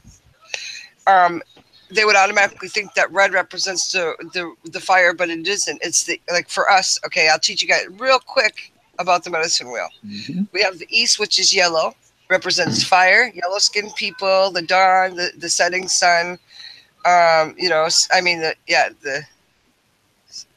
rising of the sun, the dawn, right? The growth, spring, all that stuff, right? You got your tobacco offering. For the south. See, this thing is different. Okay, switch that. It would be the east would be the red. Sorry about that. Somebody who did this one did it wrong. Not what we're looking at, you guys, by the way. Not what we're looking at. But the red is pointing towards the east, though, isn't it? It is east. Red is east. Well, I know. I mean, I said yellow. I didn't mean to say yellow. So that's east. Okay, you said it wrong. That's all right. Go ahead. I'm sorry. Go ahead. Right. It's okay. And then we have the north, and the reason why it's white. For a lot with the north is because of the white, the snow and elders, when their hair turns white, that's an elder, the winter. And then there's all the other stuff that correlates with that. Right. So that's air. Don't all our energy come from the north though? No, all four together has to be together to have our energy. So Marlena, we can be centered. So the white one has to go to the north? North is white, represents air, animals. Like this? I've turned it around now. And then we have. Hang on a minute. I can't even look in the room. Oh, it doesn't do it in the. You can rotate it. No. Rotate it again, and flip it. You're never going to get it with that. But look, some heads stand out. Look, like some heads stand out in these colors, like they're guardians, like the four guardians or the four angels of the earth, or you see, can y'all see the faces that stand out? It's so the white has to go to the north, the red to the south. Red is in the no. See. You might not be able to set it up according to. You might not be able to set it up according to the way that the natives set it up, because it's probably different. You would have to take each one of those apart and place them back where they belong. But that's because this comes from a different culture. But the point being with this picture here is you have to have all those to have right. Look at the colors across the spectrum, whether it's the Incan or Mayan culture that created this piece of artwork here, or whether it's a native culture that Marlena belongs to, which are two completely different cultures. They still share. No, we're not though. Well, we're not different cultures. Yeah, you are, because you don't know if you come from the same tribe as an Incan or a Mayan. We're all one tribe. We're all one tribe. Can I just say that Michael Flat Trotters is with us? What up, Hi, Michael. Yo, what's up, family? How you doing, brother? The only reason why I say that might not be your tribe, so to speak, is because that picture that they have, it should match up with yours as far as the layout of the colors, because that's not something that's going to change. Because all that is that I showed you guys is the center of the map. That's what the map looks like. Yeah. I was talking about as for the the one with medicine the wheel colors. is like yours. Okay, the medicine wheel does do what your thing looks like right there. Mm-hmm. Wait a minute, let me find it. I have to look at it. But yeah, no, it is like that. But when we do the directions, they correlate with the directions, which really don't make a lot of sense. Because black is south, white is north, you know. Mm-hmm. Yellow is That was east, a beautiful red art. is west. Right. Was that drawn? Was that I've got made on your a one. tapestry? This But is look this is at your It one. looks like a tapestry. look This at is the what your one, colors. Marlena. What? What I got now is your one. That you Okay, draw? this is the center of the. This is in the center. This is the North Pole. Okay. Mm-hmm. In the middle is an island, is a Roundabout mountain. mountains. Those things that are jagged all around the whole thing is mountains. Yeah. Yeah. And the That's reason it looked why like that they it's a thought this roundabout was one mountains. parcel of land is because these mountains are identical to each other. So when these explorers went there, they thought they were seeing the same thing, thinking it was one land, when in reality it's 4 pieces. Nobody is allowed to live here. Okay, this is a meeting place. So these colors are actually in the rocks that divide up these parcels of land. Okay, and these colors, this is why the colors are there, and this is how the medicine wheel is, the whole line. This is exactly like the 1800s and the 1600s. Our map is dated back to 1602. And right now we're in the middle of drawing the big map, like the one of all the 27 together, 26 around us. But the very center is this. And this is where the, what do you call it, northern lights are. You know, Aurora Borealis. right. This is how you were able to travel to these other lands. So what was explained to us was, so say if I wanted to go Sierra NA up there, this would be North America, would be that plot. Okay, so if I go on this area where those, okay, say where you see the black line, the black, you know, the black is pointing straight up, right? If you go over to the left-hand side of that, in that mountain. Are you talking about the part that's connected there, to the river, kind of? Hold on. Yeah, like those look like branches, kind of. Okay, if you go there, that would bring you straight to Australia. This way, though. So each one of these places brings you to a specific area on the map, and this is why they know where stuff was.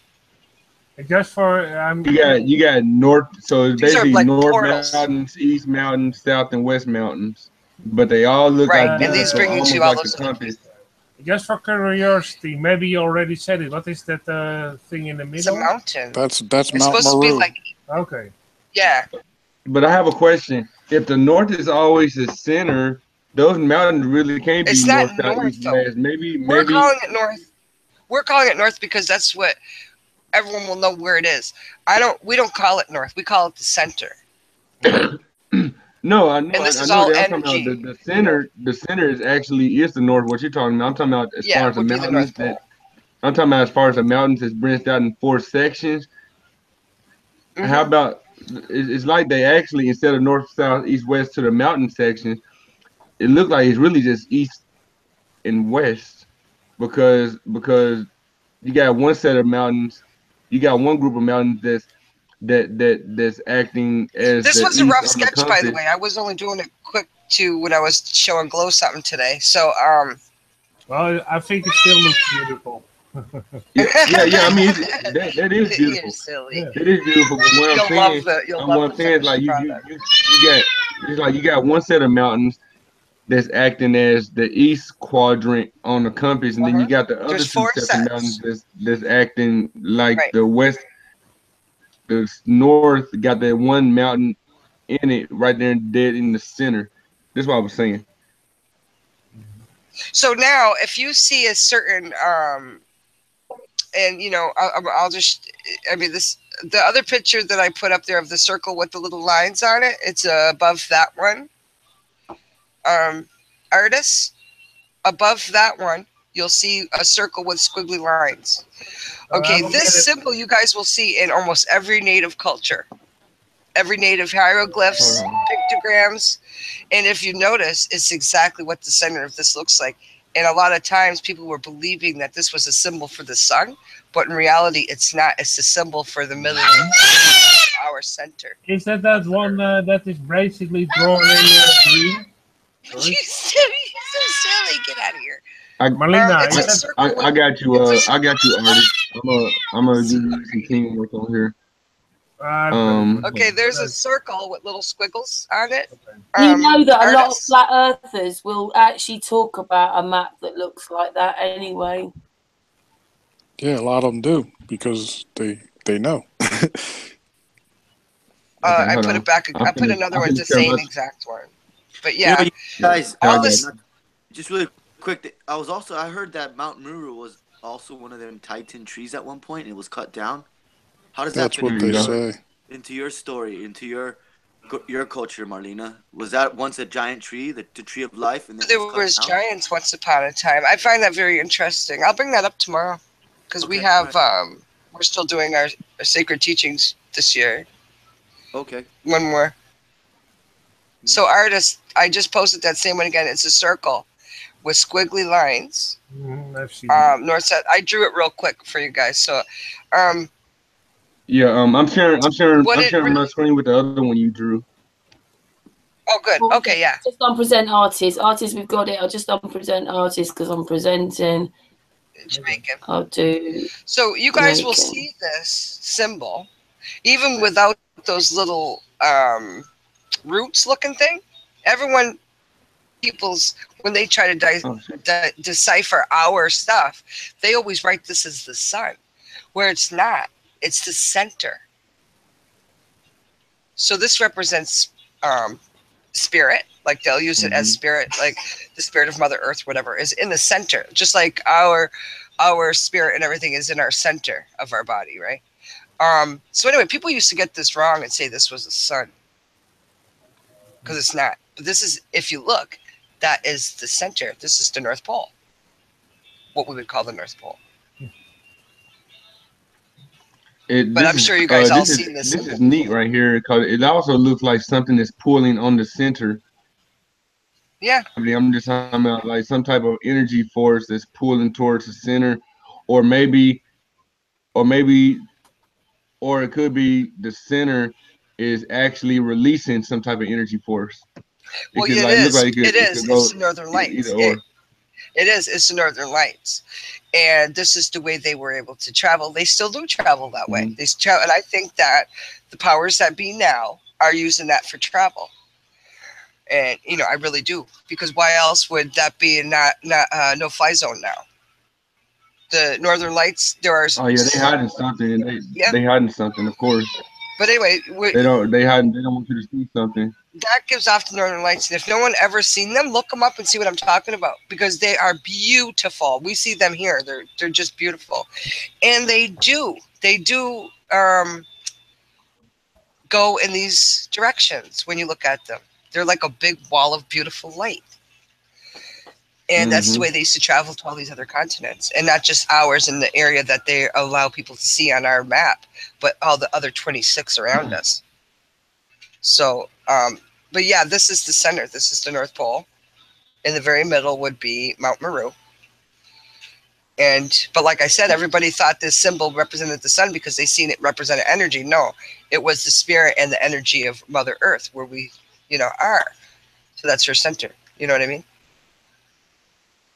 I finna show y'all something, man. It's gonna blow y'all mind. Let me see if I can find it. I actually got this is actually drawn. Just remember not to show the hangout, by the way. Just remember not to show the hangout. When he's searching for something, I'm going because I have to get up in about 5, not even 5 hours. I have to get up again. You might as well just stay up with us then. I have to. Yeah, artist playing all-nighter again. I'm doing voluntarily work at the old folks home, so I have to be a little. Oh, you're so wonderful. I have to be fresh, otherwise it will. Because learn some stories.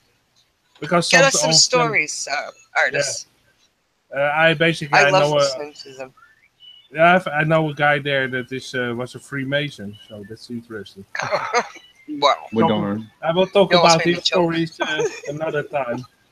But I'm thank you for yeah, it was great in this hangout again. But, Thank you, artists, for showing that work at the beginning as well. Thank you. My pleasure. Got it. Thank All you, right, artists. push something. Big flat Earth hugs I for love hanging artists. out with you. Big flat Earth hugs. Right on, artist. Thanks. Okay. Cheers, bud. Nice All right, seeing you, bye, artists. guys. Have a great Bye, night. artists. Have a great Good night. night, And see you artists. next Thank you, time. family. All right, I finna stop sharing that one, and I'm finna bring it back up. Let me see. Finna. It's supposed to be uploading. Finna. What There does it that is. mean? I'm sorry, you guys. He's just so happy. A friend of mine, the Cherokee tribe, she allowed me to take a picture of this tapestry real quick. Yeah, a lot of times Here it is. we don't take pictures, but that's why everything we're drawing it right now. Yeah, well, this was drawn. This is a painting. No.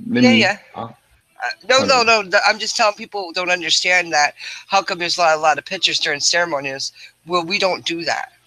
You don't take pictures. This is a very disrespectful thing to do, to try to take pictures. And if anybody goes to a powwow at a very opening, when we have our grand entry, it's called the grand entry, when everybody comes in from the east and starts to go around the powwow circle, where the arbor is and the drummers, you don't record certain things. It's just part of it. Yeah. Oh, I never realized that. Are y'all able to see it? We just see you wrapped up in your blanket and your little eye sticking out. Yeah, I thought I was sharing my screen. Oh, you know what? No. I know what I did. So share it as application. Yeah, that's right. I forgot because I did drop it down.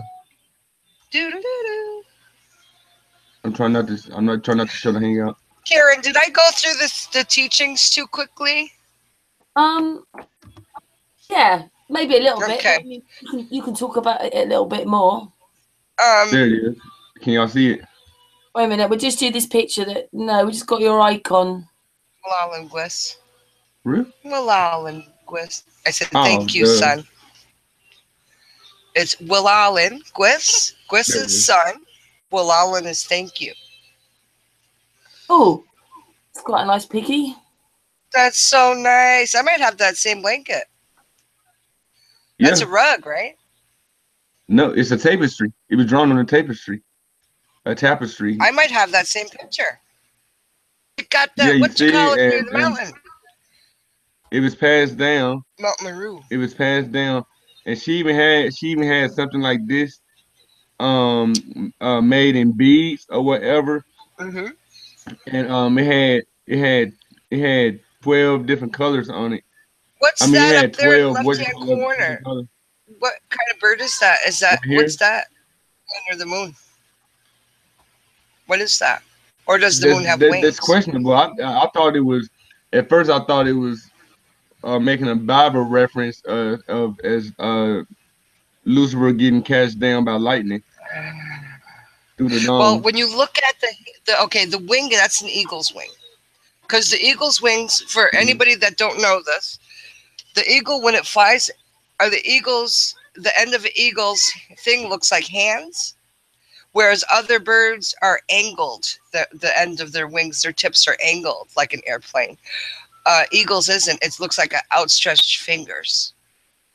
That's why eagles are so special. I've always been drawn to eagles. I mean, tigers are my favorite. Are my favorite animal. Tigers are, but I've always been drawn to eagles because their eyesight, how they, I don't know what has. Everybody. I've always and liked there's eagles a reason. since I was a teenager. That's right. There's a reason that you are, and there's a reason that we all are when it comes to the eagle. And if you were here in the beginning of the teachings, you would have learned that. Yeah. What happens when you show up late for class? It looked like so many flat earth clues in here. Then you see this little tree stump that's growing past the supposed dome right here. Wait a minute. Right? Yeah, for sure. You see the tree stump? And it all, and then you see the creator. You see the creator is neither is neither man or woman. Look, it can Okay. pass for both. And down there at the right-hand corner, that she could be representing Mother Earth. That chick there. Right here. The left-hand corner. Sorry, I don't know my left from my right. Yeah. Or she could but is just that be supposed like. to be Mount supposed to be Meru? Devil's Tower?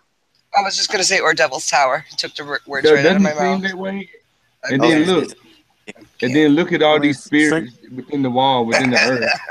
Look at all these. think about Look at all these the spirits within the Northwest earth. Huh? or the I'm Yeah, sorry, this think right here about is the supposed to be the Southwest compass. theme, It's terrible. and then look She, at that she, where I it's know. she located. described to me as the compass right here, and it's Yeah. supposed to be. It's 12 here. Karen, It's 13. sorry, excuse me for a second, Joe. What'd you say, Karen? I'm sorry, we talked over you, and she's our host. Just talk. Karen. Karen. Oh. Oh well. I'm sorry, Karen. We were talking over you. Okay, keep going. So what? Yeah. See, I wish you would take a closer picture of everything. Like go and take a quarter of the picture, like that, where you're pointing. I'd like to see it bigger. Oh. You need Okay. to crop it. There you go. There you go. The hell? Yeah. Oh, that's the globe, is that? What is that? No. It's a compass. Oh, it was a compass, and it's supposed to be like the winds coming out of the compass. Right. Like the winds. That's what she explained to me. This is basically supposed to be in the spirit. I still can't see it very well. If you look at it in a certain way, it looks like the shape of it, the eagle. Like it has the eagle tail at the bottom. Eagle tail fans out like that. Sorry. I have a guardian. I just noticed this. Now, I didn't have this picture for a year. Actually, yeah, I've had this picture like That's very interesting. probably since last year, right?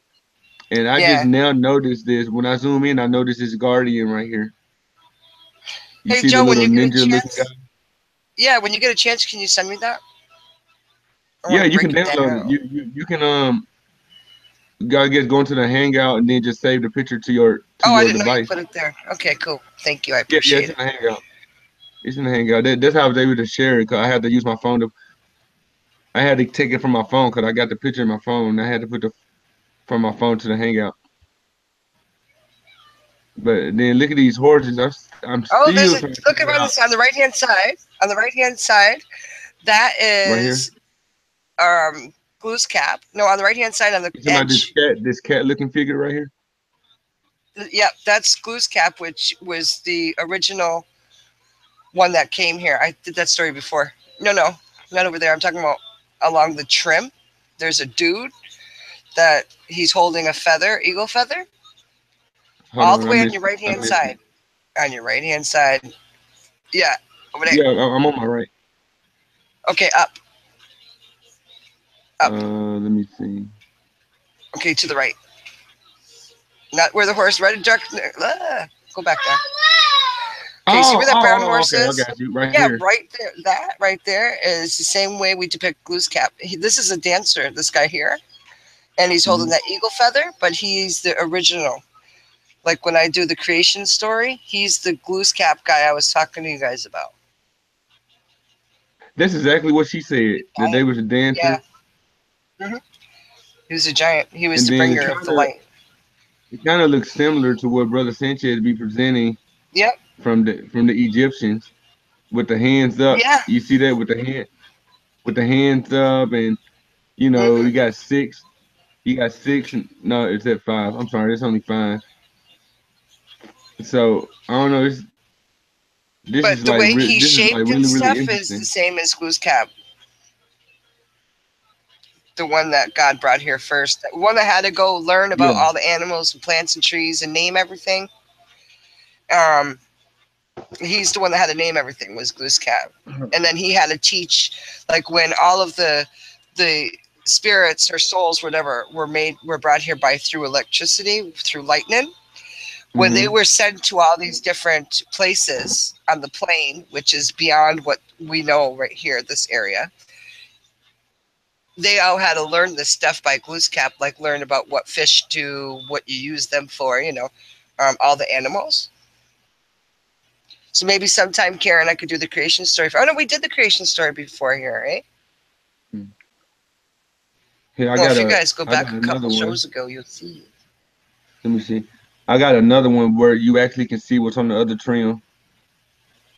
Hold on, I'm waiting for it to upload real quick. Okay, so while we're waiting for his upload, on my account on here, you guys, on YouTube, the Marlena Effect, that one, I'll be putting out what we learned tonight there, the 7 sacred teachings. I'm putting that out tomorrow because I've been working on that video. And then hopefully by the end of the week, well, for sure at the end of the week, but either Monday or Tuesday, I will put out a video on the Flat Earth map that we've been doing here in our community. There it is. To the side, the other trim. Yeah, that's the female. So we have the one directly across from it is the male, and that one is the female. And you can actually see the whole picture on this one. Because I just kind of took it a little farther away. Yeah. See, up on top, you got Turtle Island, which is Mother Earth, the Flat Earth, up there at the very top. Right here, just like a serpent or something, or just like a demon trying to get in. We don't have demons. I'm sorry, that was a bad word. Like spirit, like an evil spirit or something. It's human beings create that evilness. No. Oh, that makes sense. Why would you? That's a lizard. That's a lizard. But right there, see, there's Mother Earth in the middle. And if that's done properly, there should be 27 of those little pieces. You talking about right here? On her back. The turtle in the very middle. You know what a turtle looks like? Oh, yeah. So one, I'm so beat let's see, you up. 1, 2, 3, 4. 1, 2, 3, 4, 5, 6, 7, 8, 9, 10, 11, 12, 13, 14, 15, 18, 19, 20, 21. Yeah, there should be 27 on there. Did I count them all? No, you didn't. 1, 2, 3, 4, 5, Start 6, over. 7, 8, 9, 10, 11. You also have to count the ones in between, so there would be 27. 15, 16, 17, 18, 19, 20, 21, 22, 23, 24, 25, 26, 27, 28, 29, 30. When I count all the spaces, the boxes in between, I get about 31 or something. Yeah, there should be 27. But at least it's on there. Yeah, that's what threw me off. Like it's like they were depicting that flat Earth is on the back of a turtle. Yeah. Yeah. And then well, look at some this. cultures I just noticed do this little. that. I just noticed this what little wicker thing that's hanging. What is it? Can you get even closer so we can look at that? What is it? Is it a person? That's what I was saying. He has to crop it. He's got to crop it and go back to the original photo. No, I think I can control. I think I can control roll it. Let me try it. Control roll zoom. Yeah, you know how control roll it. You know how you said control roll. No, I know you know how you can control the mouse. I mean, hold the control button and roll the mouse. Control like that, roll. like this. You can control your roll. All right, well then control your roll and roll up and on that can control that picture because you're getting me dizzy. yeah, what is that thing? Is that a person? I'm trying to move it over, but it won't let me. I'm trying to move it over so y'all can it can be in the center. Yeah, but you have to take it. Eagle. Listen, you got to take it out of zoom first because I can still see your magnifying glass. Now move the picture over and try it because I don't know why you can't drag it while it's blown up. Yeah, that's crazy. Put the cursor. Put the cursor on the image you want to blow up. Like put the cursor on that little thing that you're trying to look at, and then zoom it. Okay. Put the cursor on it. Put the cursor on it. Yeah, there you go, and zoom it. Yep. Yeah. Is that close enough? You should be able to get closer than that, can't you? Yeah, I can. This is 150. All right, well then zoom in, bro. Zoom in up on that piece. the other Zoom. Yeah, I don't know why it's not letting me move it. Oh, I see it. I got it. I figured it out.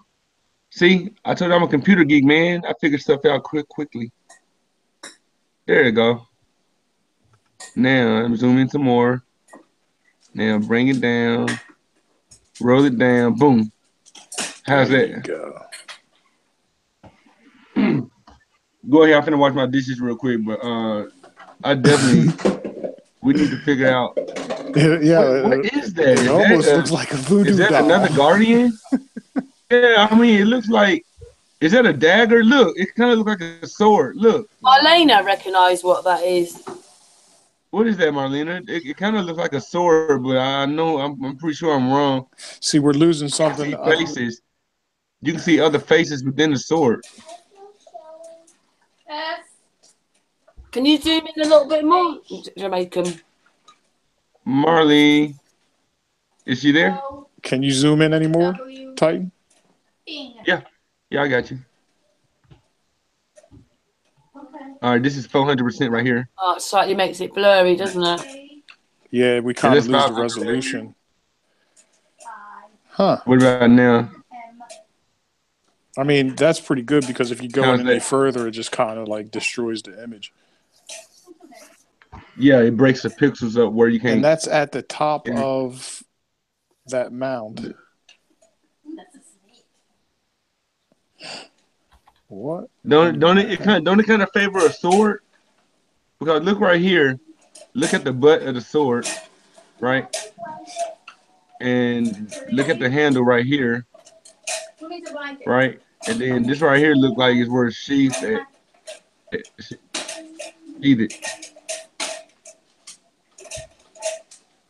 I don't know. For some reason, this just stands out as a dagger. I see what you're saying, but you got the handle, you got the two things. I see that, but and at the same time, I can see faces standing out within the sword. See now, honestly, like when I kind of look at it, and the only reason why I'm kind of saying this, even though it may be far fetched, is because there is a link between the whether it's the indigenous or native cultures of the Americas with Egypt, and it kind of looks like an ankh, but not exactly. But I don't think that's what it is. But I'm just trying to. I'm like, it don't, like, what is that, and why is it up there? It's just stuck in the air, like it's a guardian of some sort. Like it's, you know what I'm saying? I don't know. Zoom back out a little bit. Second, bro. Is that too right, far? No, that's good. Yeah, see, okay, the further away you get it doesn't. Let me try to center it a little bit. See, like from here, it almost looks like a piece of native corn. Yeah. But what would the significance of that be? Whether it's a piece of corn or a sword, right? Because in one instance it looks like a dagger. In another instance, it looks like some type of being with their arms stretched out. Yeah. Like, you see what I'm saying? some dwarfed out arms. Yeah. You know what I'm saying? Like, give me a hug. Oh, scratch my back. I can't reach. It's like T-Rex. No. T-Rex arms. Yeah, no, I don't think it's supposed to be a person. If anything, maybe some kind of object. But just looking at the pattern from when you zoom back out, it's starting to kind of look more like a piece of corn. Even though obviously I don't think it's a piece of corn. I don't know. But you know how the Indian corn or the harvest corn, whatever they call it, it's got the different colors. Let me. I don't know. That's kind of weird. Some more. See, now the further back you go, it almost kind of looks like a cross. But when you look at it, and it's got that loop at the top. So let's see. Let's Now let's analyze these avatars right quick. Like, could this be kind of like the Avatar Last Airbender type symbolism? Like could this be wind or something, or water, and maybe this kind of look like sand? It could be the earth, maybe. You see what I'm saying? This right here could be, I don't know, water, and maybe this could be fire. I don't know, but one thing they all have in common, type of frequency going through their body. Zoom in on one of those animals so we can see up closer, like what's. Which one? You got one in particular? Let's do the first one. Right here. Yeah, yeah. Let me zoom in. Now let me roll my mouse. Like if you could zoom in and show the first two, that'd be pretty cool. Oh, right here. Yeah, like get as big as you can and keep the first two. Yeah, there you go. That's right. There you go. Nice. Cool. Maybe up. Yeah. There you go. I'm trying to make it where the screen is not blocking. So one has like a bluish thing around it, and the other one's got like a greenish. Looks like a hurricane a little bit. The other one kind of looks like a snowflake, kind of. Look at this. I knew it was something. I knew it was something symbolic to 444. Look at this. Is that what that says, 444? Or does it just say 44? That's what it looks like. No, it's 3 of them. Oh, is it 3 4s? Zoom in on that. Oh, let me see. That says 944. Is it 944? That's what it looks like to me. Yeah, it looks like a 9. Okay. Sure. I'm going to say I knew. Or maybe look at it. Can you zoom in on that a little bit more? Because actually, now that I look at it, it really doesn't even look like a 9. It looks like a circle with a line coming out the middle of the circle. But it could be a 9, though. Yeah, but what's that about? Huh. Marlena got some explaining to do. Yes, for real. Does. Come on, Professor Marlena. We trying to learn over here. Yeah, zoom in a little. It looks like 944. Yeah.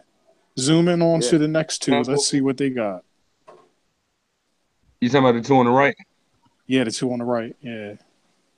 Hold on. Which one is that? Oh, so I got to zoom out something to get them both in view.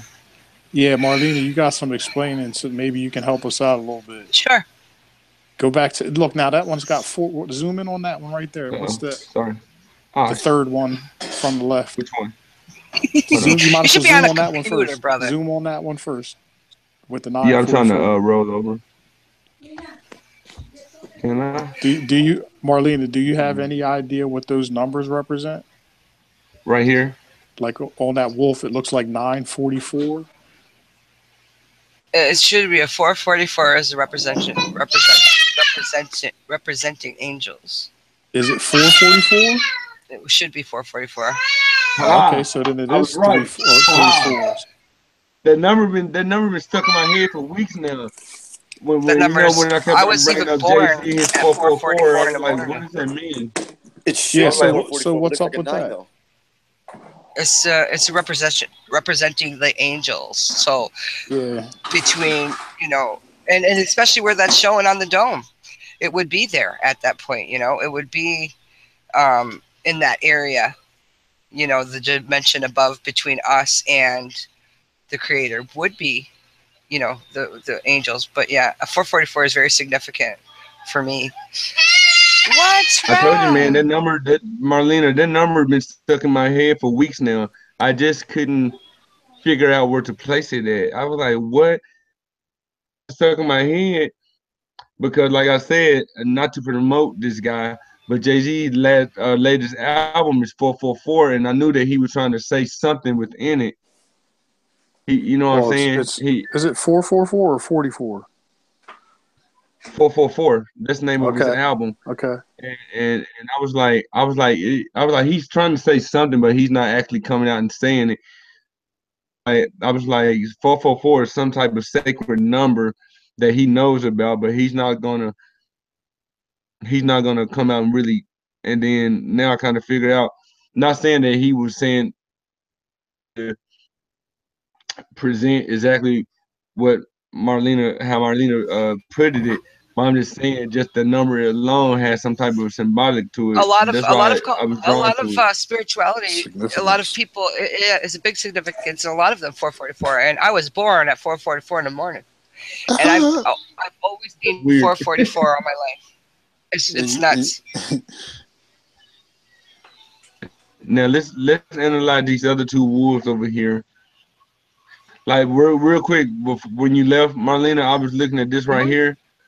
Like if these could be, you know, earth, fire, wind, water, or whatever. Right. So then four directions. That is an eagle right there. So because when you look at it closely, up in the corner where the moon is, and earlier when we were talking about the eagle in our teachings, when I did the 7 sacred teachings just now. Oh, there it is. Yeah, I see the beak. The eagle represents love. We can see the beak. Here's the beak right here. When I zoom in, and here's the tail feathers. Because he's the closest to the creator. Yep, you can see them right there. That's totally an eagle. You can even see it. And look how these water waves or this frequency is going through the moon. Like the moon is actually, our moon is within water. Mm-hmm. You remember that video? Yep. He shot the moon with P900 and he put a negative filter on it, and you seen these waves going through it. Did he even put a filter on it? I thought it was raw. I thought it was raw footage. Because he's not the only one that took a video. Yeah, I don't think there was a filter on that. It wasn't a filter. No, I'm positive there was. He'll use a negative. He'll use one of them negative. It's one of them internal filters, I should say. You know, where how you can select your camera to be negative, sepia, inverted, or whatever. Yeah. He either used negative or inverted image. He used one of the two, but anyways, it showed these waves going through the moon. Mm-hmm. And when we do the creation story, people were created, the spirits were created, whatever, created through lightning, and that's clearly lightning right there in that corner that you were just showing. The moon, but yeah, or I think that's in front of the eagle? The moon. The moon. See, it goes all the way from the corner all the way down into the what we're saying is a kind of dome-ish kind of thing. But you see that electricity's coming right down. Yeah. Oh yeah. Now I knew this was lightning. I thought you were talking about this right here too. No, that's just talking about creation, like things going through stuff. Like all of our stuff talks about the life cycle. So when you see arrows and stuff going through animals, all it's showing you is like their digestive system is a cycle, just like everything. Like our Mother Earth, the water is a cycle. You know, it goes into a cycle, and it goes. So what are these? What are these symbols? What are the symbols that are on the back end of the wolves? Because that kind of indicates to me that they're ingesting mountains. Yeah, it's like mountains, summer mountains. Yeah, rain, one looked fire. like a hurricane. Okay, so they're ingesting basically the elements. Right. Oh. There it is. Like this right here. Look at this swirl. This swirl could be some type of wind power. Yep. Or it would be. Like it could be some type of ice power, like snow, frozen water, something. It kind of look like snowflake. I could be wrong, but that's like how I'm seeing. I guess everybody can look at the table sheet differently. No, but we're all on the same page. It's the elements. Elements. So what's this under? We what's got the this 4 right here basic above his elements, shoulder? right? This wolf's shoulder. It looks like water to me, doesn't it? Well, I can't. It's so blurry. Hold on. Let me back it up once. Unless it's the spirit. Unless it's like its own personal spirit, you know. Because everyone looks at your organs, right, or the number of the. Because each element has a specific number, also, right? I think maybe what happened is that was. You talking about the atomic number of the periodic table? Each element, yeah. No. No.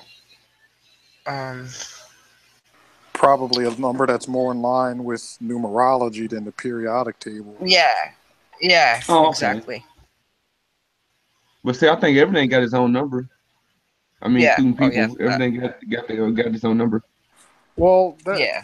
that certain things obviously do, but like when you get into 33, for instance, like 33 is one of these numbers that show up in the religious texts a lot, and the reason being is because it deals with the creation and things like that. So this number 33 that's pretty much kind of how it becomes relevant and why it pops up so much. So yeah, these specific numbers, they definitely have a specific correlation to when they show up. So Let me see this. yeah.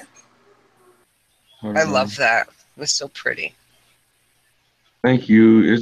It's my good friend of mine, childhood friend. She used to cut my hair when I was a kid. I grew up with her children and See, stuff. that right there shows inner Earth right there.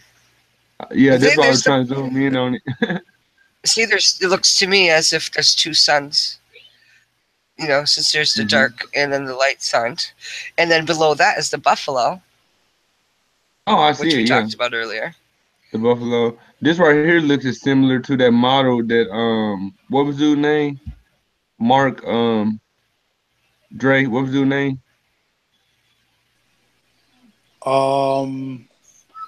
The guy on Brother Sanchez show the other day with that model. Oh man. I don't know why I keep forgetting this guy's name. You said his name about 10 times on my show earlier. I you know forgot it's right on the tip of my tongue, but for some reason I just Antonio? can't muster up the. I mean, like Antonio. No. On Sunday when Santos. His name is Martin. It's not Mark. It's Martin something. Martin, yeah. Martin. This is right looks similar to that model. Yeah, I'm sorry. Go ahead. You did say it earlier. Karen. On Sunday, Matt reckoned there was two suns, and yeah, it's a bit like I was watching myself, the sun going off to supposedly America, when someone from Australia was telling me the sun was coming up there. So maybe there are two suns. And then look at this little girl there's more right than here. 2 suns. Moons. There's 13 suns. And then you got this little girl look like she's washing her feet. Look like she's crying, but she's washing her feet. Where? I don't see it. Right here. I don't see it. Look like she's upset. Cause here's her leg. It looked like she's naked, ashamed, and alone. Like, cause you see, like, that's what it was. I'm sorry. His name was Martin Kenny. No, his name was Martin Kenny. That's Martin what it was. Kenny. Yeah, that's his name. No, I mean, I wasn't saying that to be funny. She just looked like she's naked and alone. Like, you know how you feel. I don't see it. Like right here. Yeah, I understand. This is vulnerable her leg. when you're vulnerable. Yeah, when you're vulnerable, she's naked and afraid. That's the word I was looking for. Naked and afraid. But this right here looks like her leg. This looks like this could be her leg. You see what I'm saying? And like this is her feet, like her feet is placed in something. Like I mean, this was standing up. Do you really? I mean, and then it looked like she got her hands. But I don't see what I see. What I see is her holding a bowl and pouring it over her. Is what I see. Let me see. Oh, okay. Right here. This is the bowl right here, isn't it? Yeah. To me, that's what it looks like. She's cleansing herself with that bowl. And she has her feet in like something. Yeah. Okay, cool. This right here could look like a handprint, but I could be wrong. Yeah, but that would be the second sun. Like to me, that looks like the second sun, how it's always represented. Below that is the white buffalo. The white buffalo is very significant in our cultures. When the white buffalo is born, it's supposed to be a time for when Mother Earth was going to change the vibrations to everybody, which is now, because the white buffalo was seen like 2 summers ago, I think. It made news anyway. And we were talking about this, about how, like during the last couple of weeks too, in our ceremonies, how this is so exciting for people to be alive right now because we're going to be witnesses and we're going to be the grassroots to this new ascension change while Mother Earth is making us go to her frequency. So we'll have that communication that we once had too with the animals and with the elements of everything. Man, that'd be to be awesome able to have that communication through everything. Yeah, It's there's already proof that it started. Horses. I thought it was 4 horses, or maybe they were just something that man taught us. But why? This just might be this just might be something she loved, was the horses. You know. But it looked like they would come one. It looked like they just came out of thin air. Like you see how you don't see their back and legs. Yeah, you see how you don't see their back legs. It's like they just came out of nowhere. I think the 4 horses are probably something more along the lines of the biblical prophecies and things like that. Horsemen. Yeah. I think that's completely different. Yeah, I think so, because we don't have the evil stuff, you know. It's man that makes evil. This is neat stuff, but feel free to download these pictures or save them to your computer. I can't wait to show you guys some things I have. I just need the okay. I don't want to start putting stuff. Tonight, Marlena. What's that? Are you on your phone right now, Marlena? No. I'm going to stop sharing now. Okay. The phone right now? Are you on your phone? No, I'm on my computer now, but no, the reason I'm asking because it's very rare we see you on your computer. I just got Thank you for that, Jamaican. I'm able to do. Yes. Thank you, Joe. Oh, not a problem. Not a problem. When I seen artists and Marlena showing it, I was like, hey, maybe they can explain this what I can't. I said I've had it on my phone for almost a year, and well, for a long time, I think. Wow, this year has flown by. Yeah, it's been about a year now since I had it in my phone. I shared it on Facebook, knowing it was a flat earth clue, but I really didn't have. Besides the person I was able, I had permission to snap it from or whatever. I really didn't have anybody to really quite explain it. I don't know everything. I just know a little bit about some stuff, you know. Our teachings, like they are drilled into us, whereas, we're not allowed to change the stories. So when you guys end up seeing stuff, say if someone writes something online, it's going to be the same exact, and if it isn't, it means that somebody is messing with it. It's like if somebody is changing certain things to fit their own way they speak or something, you're not even supposed to do that. So, when I do any kind of teaching, it is usually exact word for word, only because it's the way that we teach so that people don't lose their way, Absolutely. Before your child leaves your home, and you guys should do this kind of thing if you have children. When your children are about to leave your home, you give them a compass. Well, we have homemade compasses, or teach them how to make a compass, so they'll always find their way home. So that's one of the things. If you was on your phone call, I'll say when you click on the picture, up in the upper right corner, and it'll say either save or download. You want to hit save, screen capping it or screenshotting or whatever. And I was just I get you. I was just wrapping my knee, so I couldn't really do anything. Okay, right click. Are you? Is it getting any better? No, I have to have an operation. Ooh, ouch. They drained it last night. Oh shoot! Look, I'm gonna fall back because I've been long-winded enough. I fell and hurt myself. They had no choice. I fell and hurt myself. So when I did that, it kind of made it worse, and it made fluid build up in there real quick. So they drained it last night, and that's why I was up early talking with you guys, Joe. With you and Sean and everybody, because I just came from. Was it this morning or last night? Well, it was this morning for me. You know what I mean? It was after midnight for me. But what happened was, I didn't get out till about 12 something too. Yeah, I was really groggy, and it was like, but they had to drain all that fluid out, because if they didn't, it would have caused more damage, right? Sounds nice, Marlena. Yeah, it's wonderful.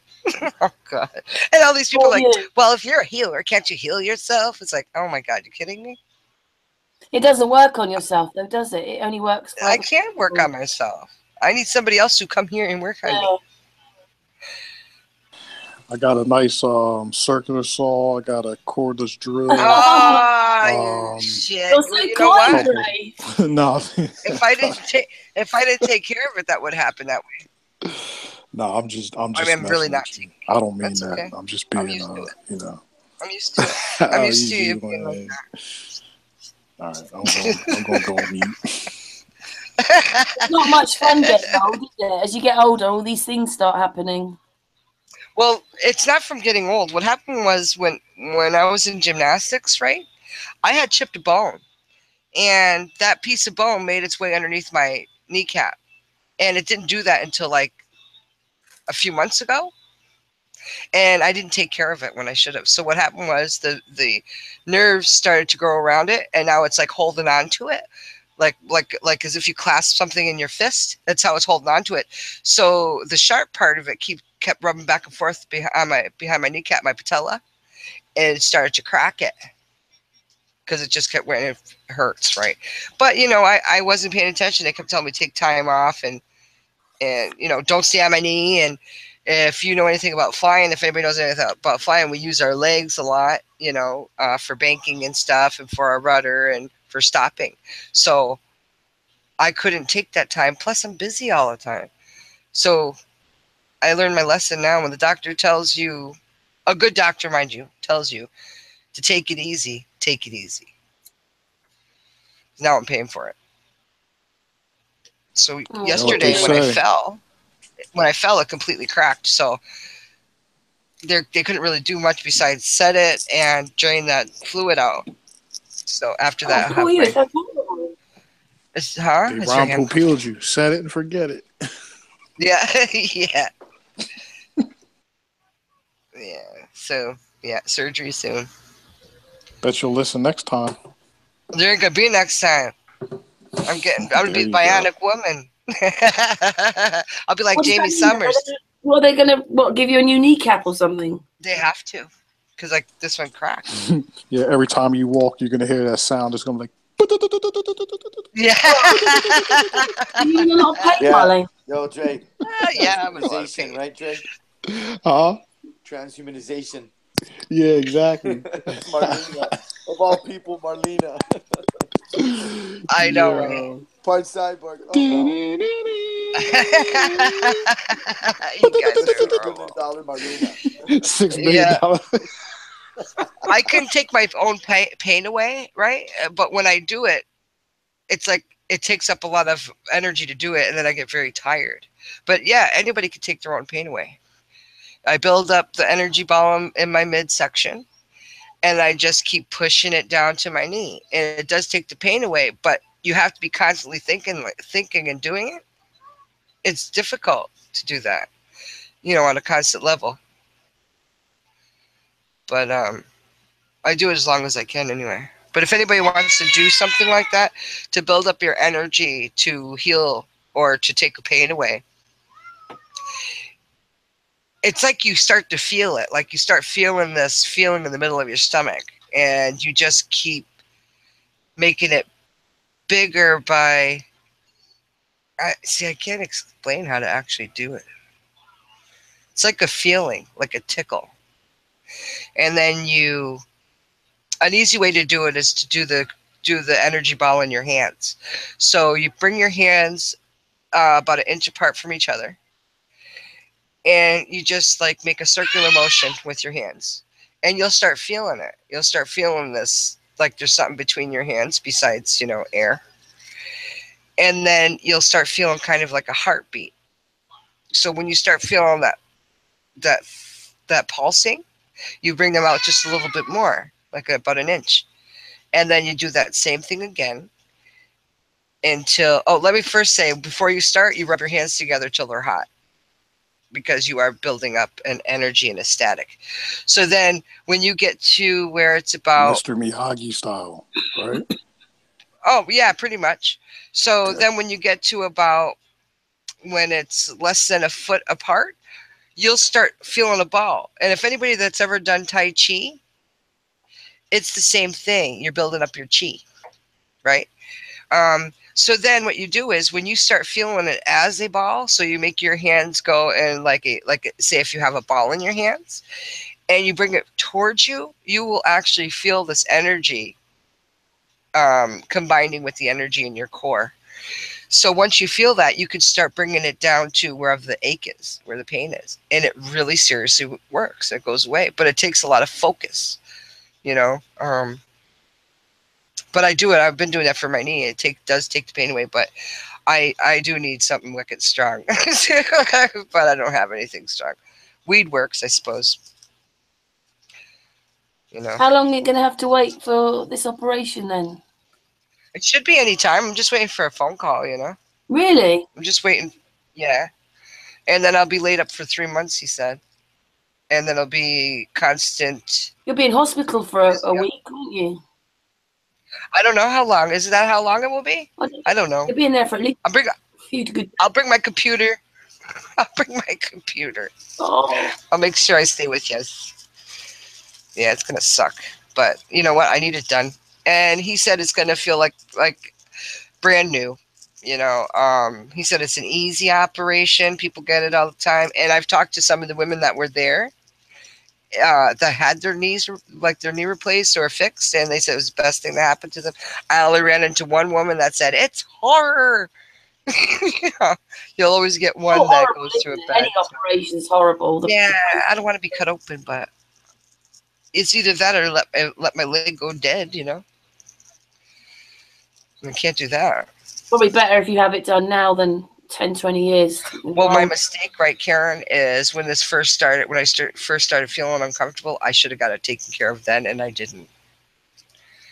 You know, so if anybody has an ache that they don't know what it is, and they'd say just get it taken care of, or try some holistic stuff, because I did try everything before. Anybody says, don't you have like medicines? And they do have lifespans on them, don't they, as well? So maybe it's better being done now then. Yeah. And it can only get worse because that particular little chip of a bone can end up severing not just my kneecap, but, you know, it could start severing arteries, you know, or veins and stuff. Oh, so it needs to be taken out. Yeah. It's not fun.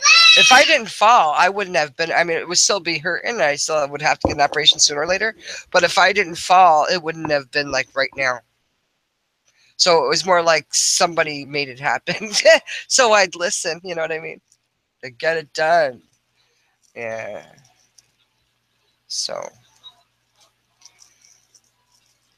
But I just keep rewrapping it because I have to keep it very stable.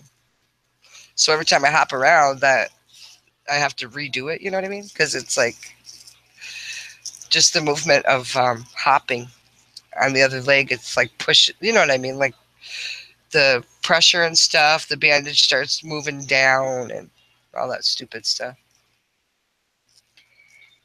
But yeah, it's not fun. Well, the last operation I had, I didn't really get a choice. I had some gallstones stuck in my body. They nearly killed me. It gave me an internal infection.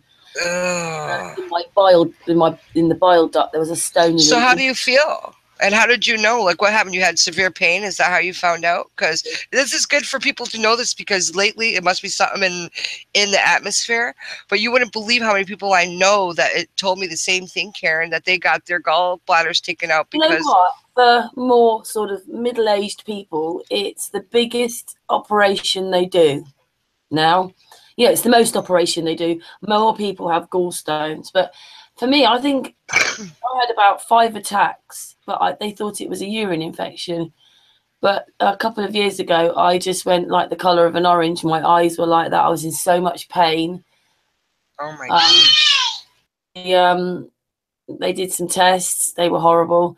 Down your throat, that kind of thing. And they found that there was this stone which they tried to get out from going down my throat, but they couldn't because the bile duct bends and they just couldn't get it out. Anyway, they said to me basically, next time, because it gave this internal infection, which is dangerous inside your body because they can't see it, can they? Can't really get to it unless they operate. They said next time it will be intensive care, if not death. It's an operation, but it's up to you. I was really upset because I didn't really get a choice. Death or don't have it. Yeah, have the operation or death. So But Yeah, it and isn't then they just found. middle-aged people. Man, that's pretty A drastic. few of the girls that I know got them done here. Well, actually, I know more than 10. Honestly, more than 10 So people. big. They're all different ages. This one stone was so big, and it was obviously your bile duct is about the same width. You know your mobile phone, and you put the headphones on. That lead which goes to your phone is about the size of a bile duct, and I had a stone nearly an inch big caught in it. So you imagine that's really bad. Anyway, when they actually operated, they found 6 more stones between my from down to my liver, and they took my gallbladder out. 6 stones were loose in my body, and obviously my gallbladder was completely full. When I came round, they said, "Here's your stones," and I remember thinking, "Oh, and yeah." Anyway, I haven't looked back because I've not been to the doctor since. Or touch wood, I've not been to the doctor since. But yeah, there's loads of people get gallstones. It's the biggest thing. I was gonna ask you, they don't use they don't treat gallstones ultrasonically at all, meaning like, because I know here in the States if you've got little ones, they can maybe break them up. But this thing was over, and it looked like a rock. It was nearly an inch by an inch. But it must be something in the water, it's this, because these are stones. Right. Well, yeah, I mean it could be, but actually some of the things that they say cause the gallstones will be like your iced tea mixes, like that artificial crap you mix up in a can, chocolate, cheeses, anything high in calcium. Yeah, I like cheese. Well, there you go. That was probably. You know what? Listen to this, Trey. They can take your gallbladder out, but there's still a section of people that make the stones without a gallbladder. They can still make stones, yes. You can still be going back to have stones. That's crazy. I know. And do you know what the pain is? The pain is your body just trying to get rid of it. It's crazy because body's adaptation abilities. And then what they said, I worked with a guy that so relieved. They said that they were going to do, was it microsurgery? They go just make some cuts and go in, and I was relieved. And then he said, but you've got to sign this form because we won't know until we go there that what happens is when you've got pain in your body, other parts of your body move in to help, like organs might go, there, help. And of course they can't. But the pain is just your body because it can't get rid of the stones. It's your body trying to get rid of the stones. And that's what causes the pain. So I thought, oh my God, not only do I have to have the operation, I've now got to sign something, and I won't know till I've woken up whether they actually had to cut me open or it's microsurgery. Anyway, it stayed microsurgery. But it was hours because they have to blow your stomach up. This operation took hours. Oh, I just wanted it over. Yeah, when I was years ago, when I was in construction, but it happened a long time ago. One of the guys I worked with, he was an older guy. His name was Bill. At the time, he was probably, I don't know, 52, 53 years old, somewhere in that neighborhood. Well, anyway, we're at work one day. We're in a trench. We're laying pipe, and like he drinks, he smokes cigarettes or whatever. All of a sudden, he just passes out, falls down in the bottom of the trench. He's like laying in water. We're like, yo, what the? So we like called, 911 and whatever.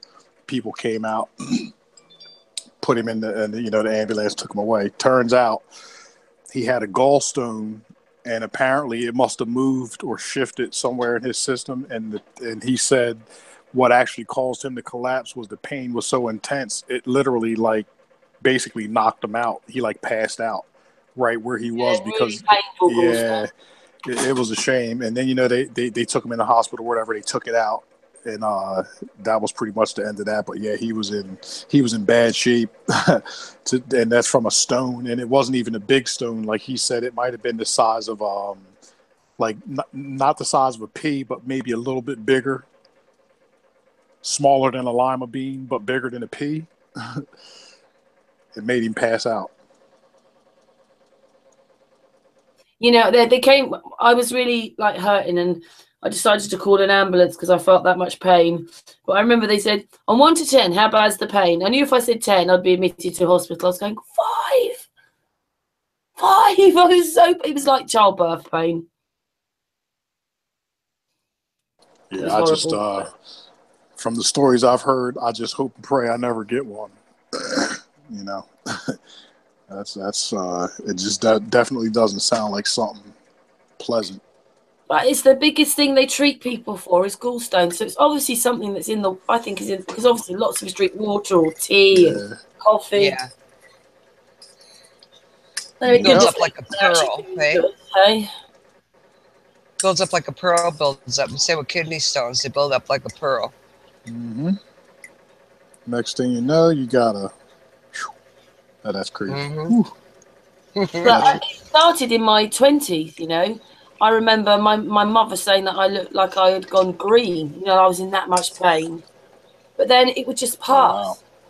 And it's really weird because it starts like under your rib cage and it goes to the right, that top bit there. Obviously, that's sort of near to where your liver is. I mean, it starts off with thinking, God, this is really bad indigestion. But I, for a whole year, I was in pain and an infection and didn't realise it. But, you know, I didn't quite go to intensive care. I don't know about America, but there's an intensive ward and then there's intensive care. And I was in the intensive ward for a while until they knew what to do with me. I mean, pretty much the same thing, ain't it? I had the body scan. You know, I had pregnancy scan to find these things. I had thing down my throat. It was horrible. It went down my throat twice, and I woke up in the middle of it. They were actually pulling, you know, like they were dino rodding me to try and get this stone out. You don't feel like moving because you're sedated. But like the second time, I said, "Please don't let me wake up." Of course, I did in the middle of it all. Oh my God, that's scary, man. And the first time, I opened my eyes and I could see the inside of my stomach on the screen. Yeah, we would have been fighting if I would have woke up in the middle of my surgery. Hey, I'm gonna go ahead and jump off here. I might be going live a little later. I'm not sure yet. Thank you for having me. That was a great video. Maybe we can finish building on it later on spirituality and flat earth or whatever. Well, if you wanted me to put out, because you missed the beginning when I did the teachings, the 7 sacred teachings. If you wanted me to do them on your panel, I can. That's cool, or something nice. Or something new to it, or whatever. I think that would actually be a real good science academy, and then you can, you know, if I were you, the person that you got that photo from, if you can invite them, you know. Yeah, she's kind of like old and set in her ways or whatever. She's really not into the. Okay, I got you. Say no more. Yeah, she's really not into the new technology. She not everybody likes sitting on a panel, do they? Either smartphone. You think we're on it. Everybody wants to sit on a panel and talk, but they don't. Yeah, besides that, she recently got a smartphone. I think at the beginning of this year, and I had to help her show her how to use it, like as far as making phone calls and stuff. Because the whole time she had the burner, the flip phone. Thank you so much for showing us the tapestry, though. That was very interesting. Not a problem. It's in the back. It's in the back chat if y'all want to share, download it or save it to your devices, whether it's your computer or your phones or whatever. Thanks, Joe. Yeah. That way, in case y'all go to anybody else's show and it comes up in topic, y'all can share it in case I'm not around. Thanks, Joe. Not a problem. Thank y'all again for letting me on. Like I said, I'm trying to go live. That's live here. Most of my day today with Dre and Joe. Absolutely. Nice. Well, you know, we've been getting it in all day, pretty much. Yeah. The only reason why I offered is because there's some people on your or that listen to your Science Academy that aren't here in this one. You know, what's up to you at the end of the day?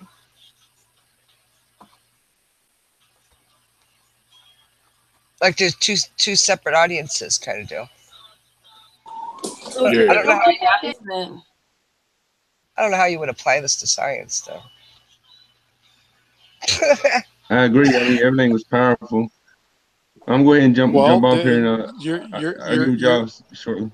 Your ticket with that is the elements, right on the wolves: the earth, the water, the wind, fire. Mm-hmm. That's how you tie it into the science. Mm-hmm.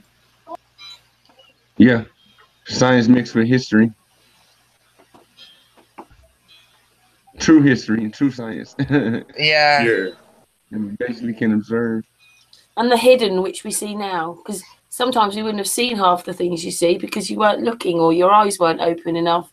Yeah. Now you look at everything and you look at everything differently and you re-look at everything.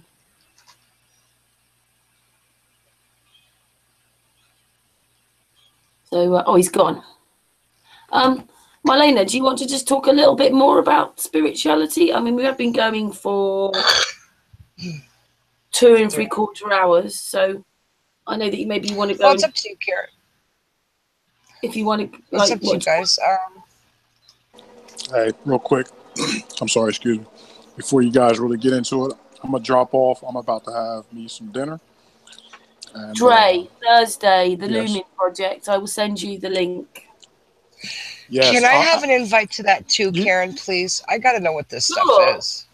Yeah, but you know what? That the link that you send me is probably not going to work. So more than likely, you'll probably have to invite me the same way you did now, because this way always works. Whatever you did, and then I can just go up and click on the little, the little camera thingy. So, but yeah, definitely.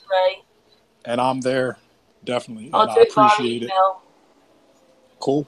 Thank you so much. It's been a really great day because I've spent hours sort of talking around you and Joe today. Yeah, it's awesome. Yeah, it was definitely awesome. I enjoyed the conversation. And I really would like Dojo Time to come on and like I asked him. Professor Frequency, absolutely. Yeah, we'll like him to come on. I haven't seen him in a long time. Where's he? He's doing his thing. Like I said, we'll talk. We'll get him to come. We'll get him to come and share with you. Between me and Jamaican. How he saw it's all to do with the ego and how you talk to each other and how you act and all that. I liked it. I think people should hear a bit more about that. Yeah, Professor Frequency is a good dude. He's a good dude. He is. He's awesome. He comes into my chat, but I haven't seen him in a long time.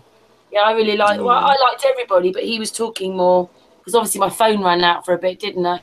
And then when I came back, there were people on the panel, and then they all sort of left. Well, some of them left, and then we talked a bit, and then we showed a bit of Chris Monk's work, didn't we? Yeah. All right. I'm gonna get out of here and eat. Once again, thank you very much for having me. Oh, thank you, and, thank you. It was a great chat tonight. Yeah. Always feel 100% at home here. And love we being are one. here. So we are one. Absolutely. To Trotter, Yudit, of course, and Marlena, and of course you, Karen, Chad as well. Everybody have a good evening, and I'll see you guys. Oh, absolutely, flat Earth hugs all day, and I'll see you guys probably within the next day or so, if not a couple hours. Well, we usually have Wednesday. I'll see you in a few minutes. Yeah, right. We have Wednesday off, so Sun and Moon's not back till Thursday. Got to have an odd day off. Okay. So we're back on Thursday with the Lumen Project, which I will send Marlena and Dre. I'm sure I'm that excited. Definitely, yeah. And I'll see you Thursday. Then in the meantime, be safe out there and take care. Thank you, my darling. Thank you. All right. Good night, everybody. Take care. Thank you. We'll see you around. Well, we did really well there tonight. There was 9 on the panel, and then slowly 8, 9, 7, 6, 5, 4. The sacred teachings, the 7 sacred teachings, you can actually buy the cards online. People do sell them. What you mean? Not tarot cards, but cards It's not a tarot card. No. But it's a deck. You get a deck of cards, do you? It's only 7 cards. Right. Hang on, I'll just show you guys. Just give me a second here. I have them. Oh shit. Hang on a minute. I'm so slow. I'm sorry. I apologize. It's okay, Marlena. Don't worry.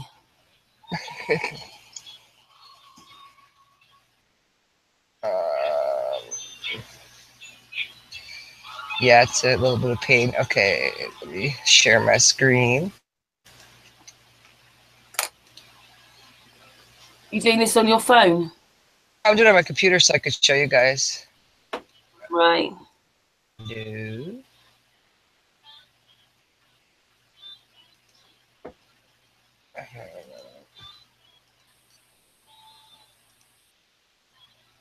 Can you see this?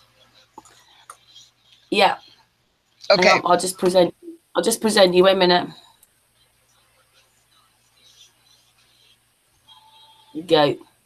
So what we call these 7 sacred teachings is the grandfather's teachings. And you can order these. The grandfather's teachings? It's the 7 teachings. It's just white. There's nothing there. Oh, really? I have it right there. Okay, hang on a second. Oh, yeah, I see that. Hang on a minute. Let me try that again. It always takes about 2 or 3 attempts, doesn't it? Yeah, pain in the butt. I didn't know that you had that problem with you didn't say anything to me, Marlena. I'm sorry. I usually don't like to complain, Karen. I have to say, I hope Patricia doesn't mind. Patricia's in a lot of pain. She never moans. She's got arthritis, but it's what do you call it? It's a motor neurone version of it. You know, like when you get lupus, it's a motor neurone disease. So she's in a lot of pain, and she never moans. Patricia is beautiful. She is. Yeah, it's hard, eh? Whoa. Do you see them? Okay. Yeah. So you could order these, and on the back it tells you what the teachings are, and you'll probably like there's just like whatever. You could just order them online, just look up the grandfather's teachings, and you'll get these cards. See, here's the wolf for humility, you got the bear for courage, the beaver for wisdom, the buffalo for respect. There's the turtle for truth, and see, there's the sabe or Bigfoot, whatever you want to call them, for honesty, and you have your eagle for love. So people can actually get these, and they're nice and they're beautiful, well done cards, you know. Or you could just maybe get them offline, download them, maybe cop them for yourself if you don't have any money to buy them.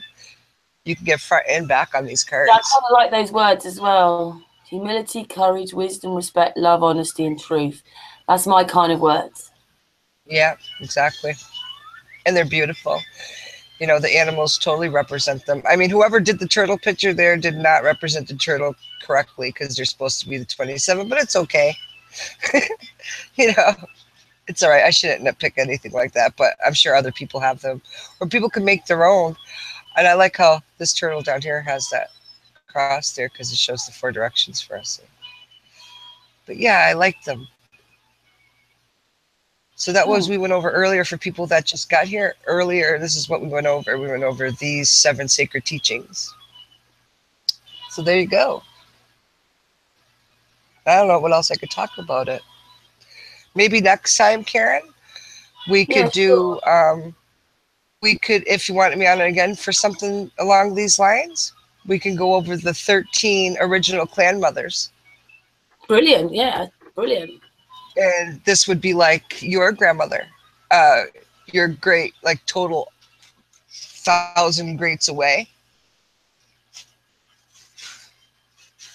Brilliant. I love it. I like these evenings.